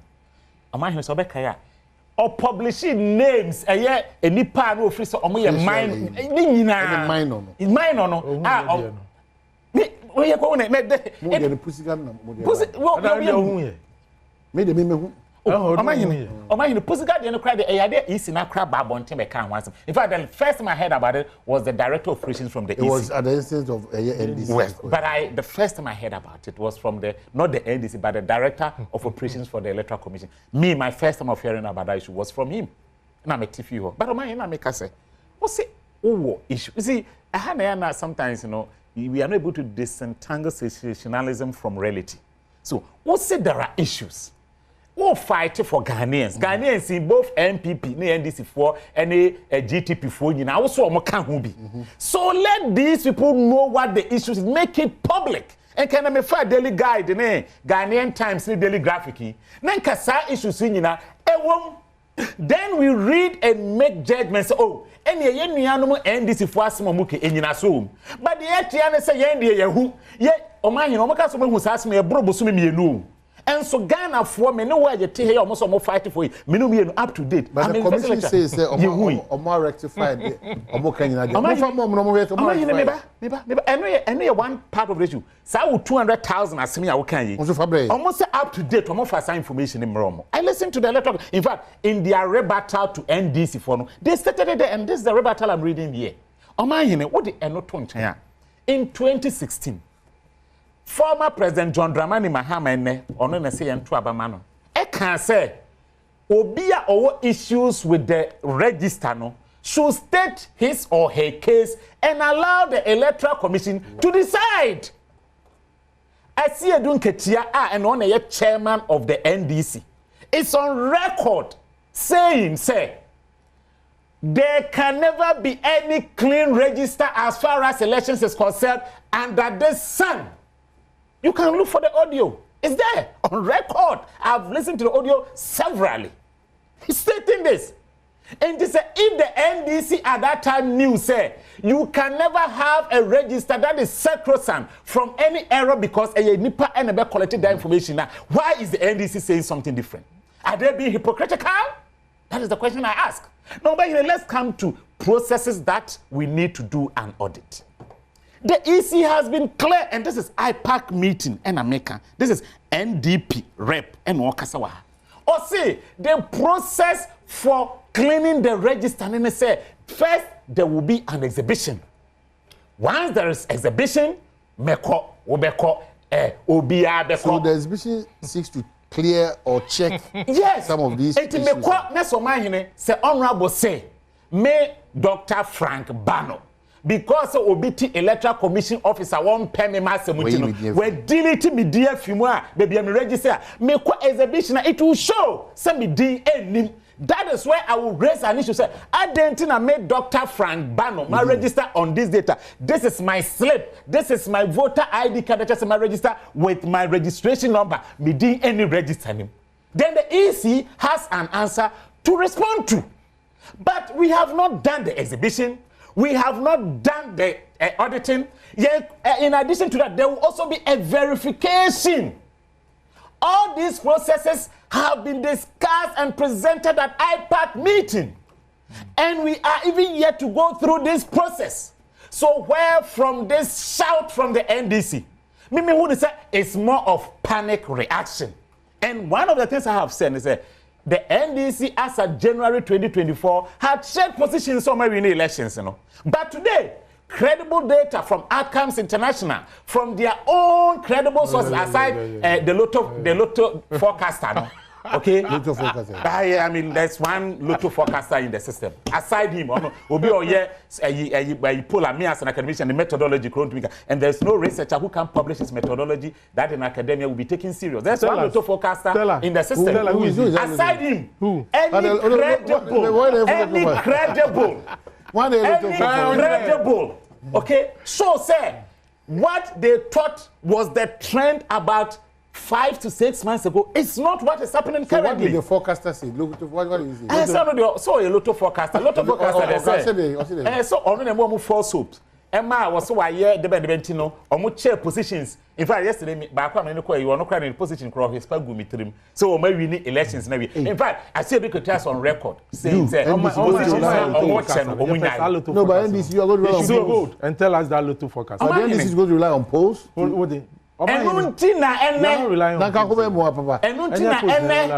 And until the end, they are raising all these false alarms. No mind, I can be before or can be about say is database no obi to me room. And I'm saying say I have listened to the operations director of the Electoral Commission. Oh. And in fact, he goes on to, and this is on this when I'm saying honorable. So they go for the meetings. On my first, the database was not managed by the EC, and it is very dangerous to say we are electoral commissioner and an electoral commission. No quality data on people, a sovereign country like Ghana. No quality sensitive information on your populace. Now external factor and answer will be a what your mind from or non household database of mine. It is very dangerous. I know. So the EC has to build its own database of mine. Now, what are the security measures that the EC has put in place compared to previous of mine? And you can only access the EC's database at the EC's designated offices. And to put that answer, no, but that is a fact. Now, put that, how did it happen? And on he said, I don't know, Adom FM. And the host cracked it and said, there are certain information on that computer, a multimedia computer now.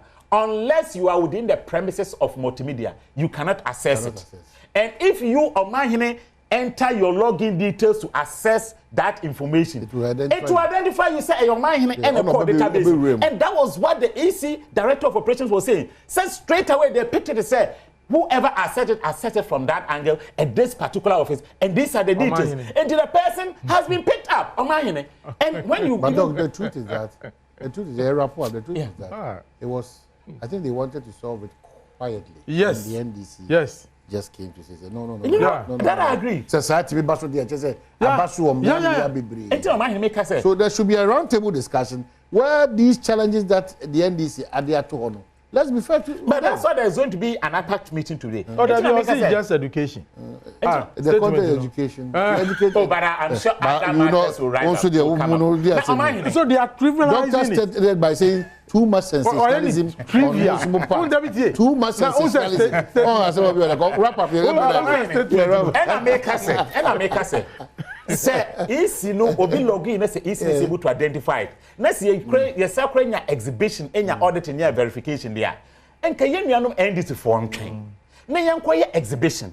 Yan kwaye auditing. Na yan verification. Exhibition I have a fear with the way everybody look this to. But we can give room for that. What we call for re-exhibition. Exactly. Okay, so because we can do that with that with the re-exhibition. Exactly. But so you need to support us. Auditing say yan fire database in not me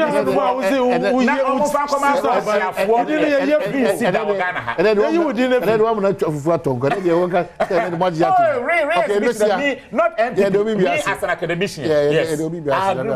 Thank you. But say forensic audit there. I did that. You know why they don't want